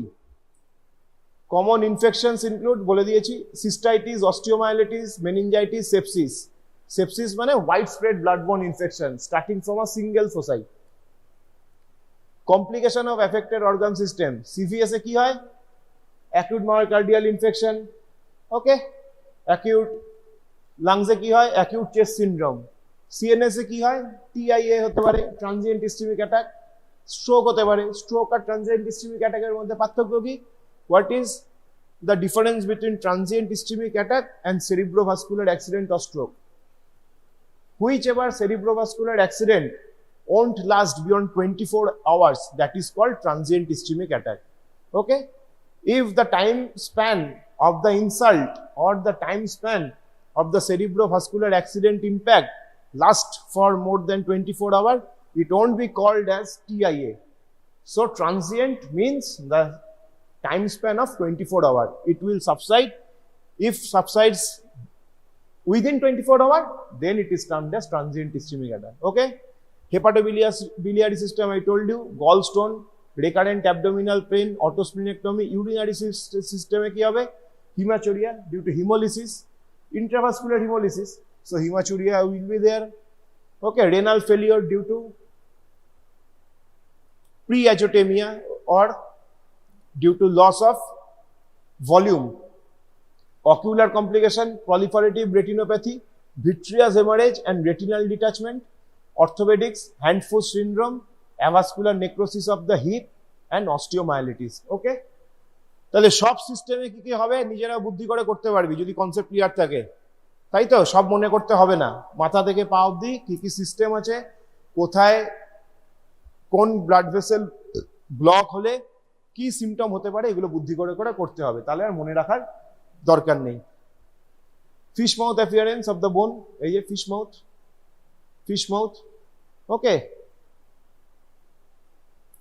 তারপরে দেখ এটা হচ্ছে retinopathy, proliferative retinopathy, haemorrhage দেখ, দেখতে পেয়েছিস? ফান্ডাল এক্সামিনেশন করলে হবে, আই ক্লাস হবে যখন অপথ্যালমোলজি থার্ড ইয়ারে, তখন দেখাবে এসব। Proliferative retinopathy due to cause is microvasculature block in eye. Okay, avascular necrosis, এই এটা হেড অফ ফিমারে দেখ, ঠিক আছে? এটা হিউমেরাস, এটা ফিমার, এটা কি হয়েছে? অ্যাভাস্কুলার নেক্রোসিস হয়ে গেছে। ডেন স্ট্রিপ, অ্যাভাস্কুলার নেক্রোসিস, হিউমেরাল হেডস, এই যে হিউমেরাল হেড। তাহলে বোন পেন, অ্যাভাস্কুলার নেক্রোসিস আর common. cause same as before, microvasculature occlusion. Okay. Pediatric manifestation, what are those?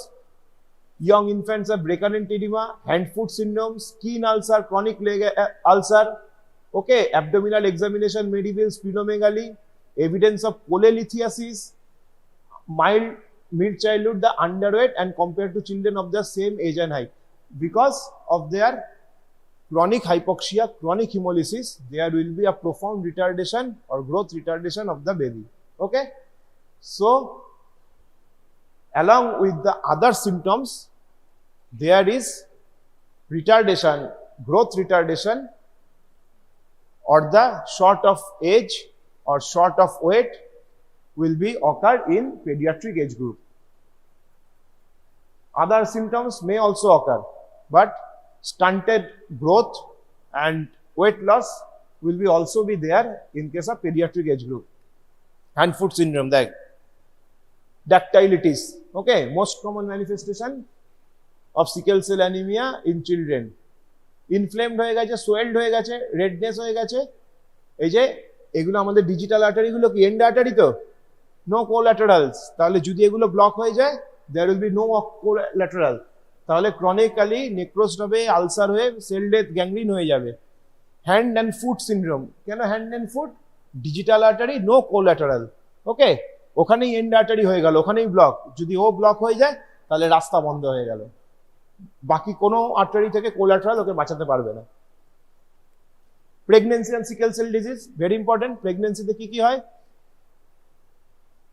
বলো বুদ্ধি করে? প্রেগনেন্সি তো মাইক্রোভাস্কুলেচার ক্লট হয়। So if there microvasculature of placental circulation will be blocked, then how can the baby will be fed? The baby will be stunted and the baby will not get enough nutrition from his or her mother's womb, and ultimately there will be fair chance of abortion, spontaneous abortion, and stillborn at the time of delivery. Okay, and for the mothers, what are the common causes, common complication? That is due to clogging of microvasculature of placental circulation and other vessels, that is PIH, pregnancy induced hypertension and preeclampsia. Okay, for the mother, and for the baby, but if it is viable beyond its beyond its birth point, birth weight will be lower than average, infections will be more common, increased chance of PIH and preeclampsia, and increased incidence of PPH or postpartum hemorrhage. But there is a higher rate of babies not surviving up to birth and being stillborn, 8 to 10%. So sickle cell disease is very much dreadful for the patient because pregnancy is a high demanding physiological condition. তাই তো লিখেছিস অ্যানিমিয়াতে সবাই ভরে ভরে 2-3 পাতা ধরে। Pregnancy high demanding, hyperdynamic circulation, more demand of food. Okay. So, if sickle cell disease is occur in women of childbearing age who have fetus in her uterus, that complication will be very dreadful both for the mother and for the baby. Okay. Next, medical complication: pain episodes, strokes, increased infections, leg ulcers, bone damage, yellow eyes or jaundice, early gallstone, lung blockage, kidney damage, painful erections is main, priapism, blood blockage in spleen, sequestration, eye damage, low red blood cell count or anemia, and delayed growth. তাহলে সবগুলো কিন্তু বলা হয়েছে, every points have been explained.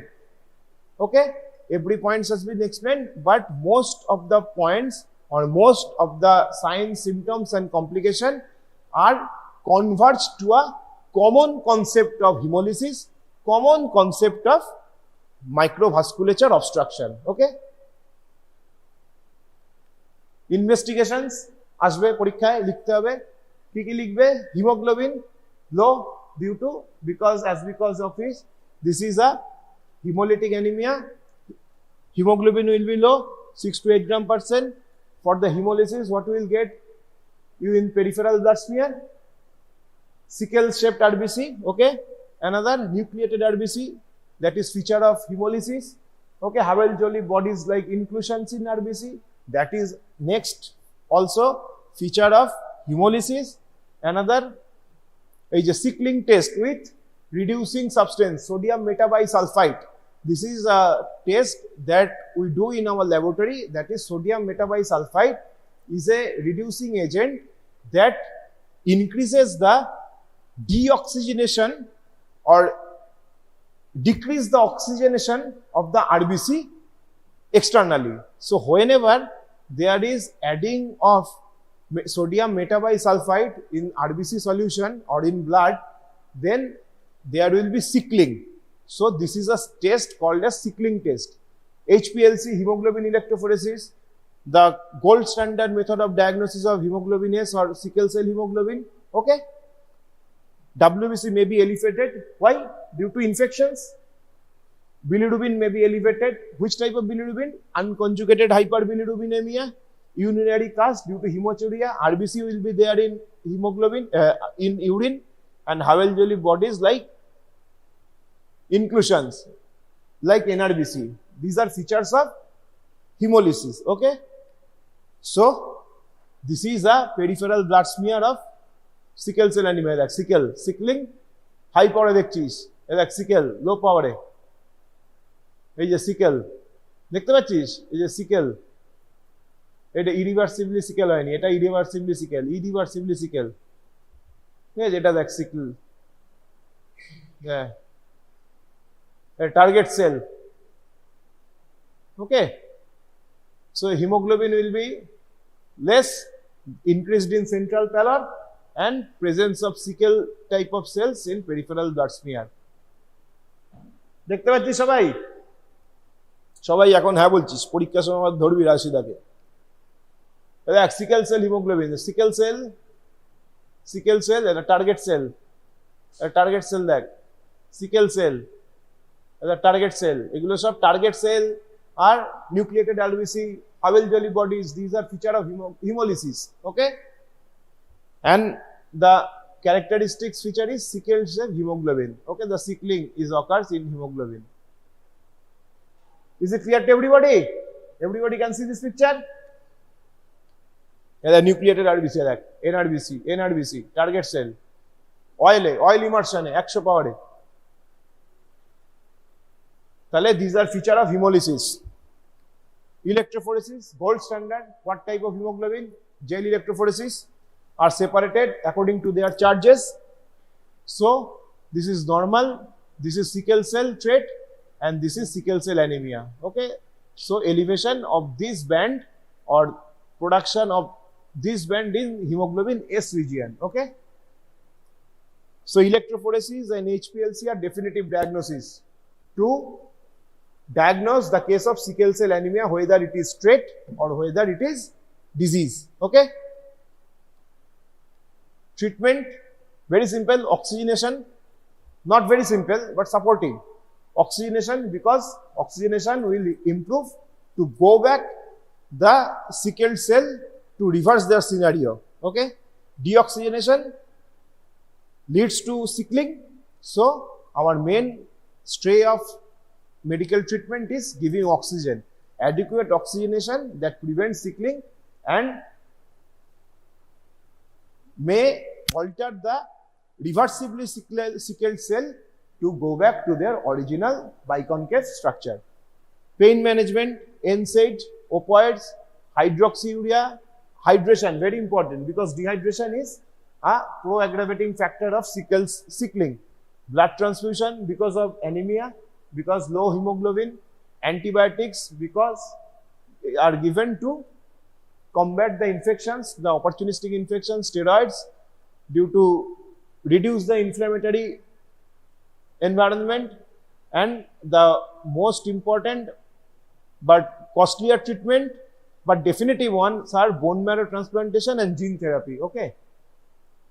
So bone marrow transplantation and gene therapy, if patient survive or if patient can afford this type of treatment modalities, then this will be the highest order of treatment that you can offer to a patient of sickle cell anemia. Blood transfusion, very common because blood transfusion, you are giving the patient of sickle cell anemia or you are giving the patient of a defective hemoglobin, you are transfusing the healthy hemoglobin or healthy blood. Okay. So as long as there is transfusion of healthy blood occurs, as long as healthy blood or normal adult hemoglobin will be there in their circulation, the episodes of sickling won't be there. The episodes of sickling, if happened, will be reversed or will be lessened. Okay. So oxygenation, hydration, pain management and blood transfusion, most important. Bone marrow transplant, okay, success rate is 90 to 95% if patient can afford it. It is very costly treatment in our country, our developing country like India. Okay. So what does the bone marrow transplantation helps the patient? Helps in production of healthy RBC from transplanted bone marrow. And the next is the gene therapy. So knocking down the defective gene and institute the healthy gene. So new idea of inserting gene into the cells of an individual in order to treat hereditary disease like sickle cell anemia. Okay. Gene therapy would be best cure for sickle cell anemia in future, but as of now it is on experimental stage. But whenever you are asked to treatment, don't forget to write down the answer like oxygenation, hydration, blood transfusion. If you go back directly to the gene therapy, directly to the bone marrow transplantation, you will be in great danger because the faculties won't get much higher idea of this method of treatment. So if you are writing those newer under investigation or under trial treatment modalities as your first line answer, then it will be difficult to assess you, as well as you will get the difficult most questions. Now, other treatment of the complication like dialysis for the kidney failure, cholecystectomy for the gallbladder stone, hip replacement for the patient of avascular necrosis, surgery for eye problem or retinopathy problem, irrigation surgery for priapism or painful erection, and wound care or postural care for leg ulcer. Okay. How can sickle cell anemia be prevented? Genetic counseling, pre-implantation genetic diagnosis and prenatal testing like amniocentesis and chorionic villus sampling.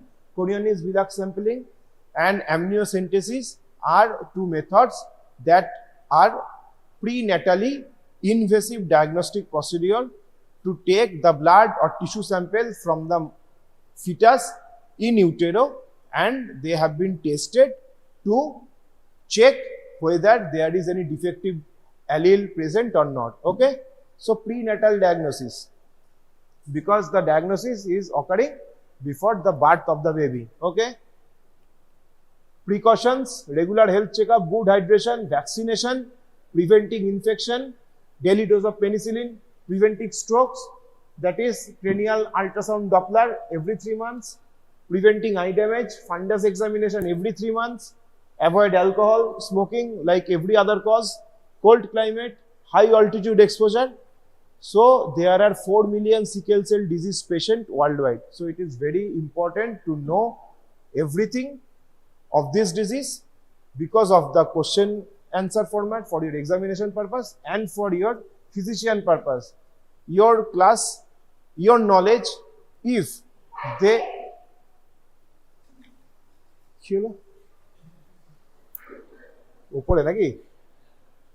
if it is helpful to manage a prenatal a diagnosis of a patient before its inception, that will be the highest success of you. Okay. So another interesting fact, sickle cell anemia, the disease, the genetic mutation, it occurs thousands of years ago in Africa, and the patient who have trait or sickle cell disease, they have automatically they are immune to malaria. Okay. So this is a very interesting fact. Sickle cell anemia may be the result of a genetic mutation that happened in malaria prone regions like Africa thousands of years ago.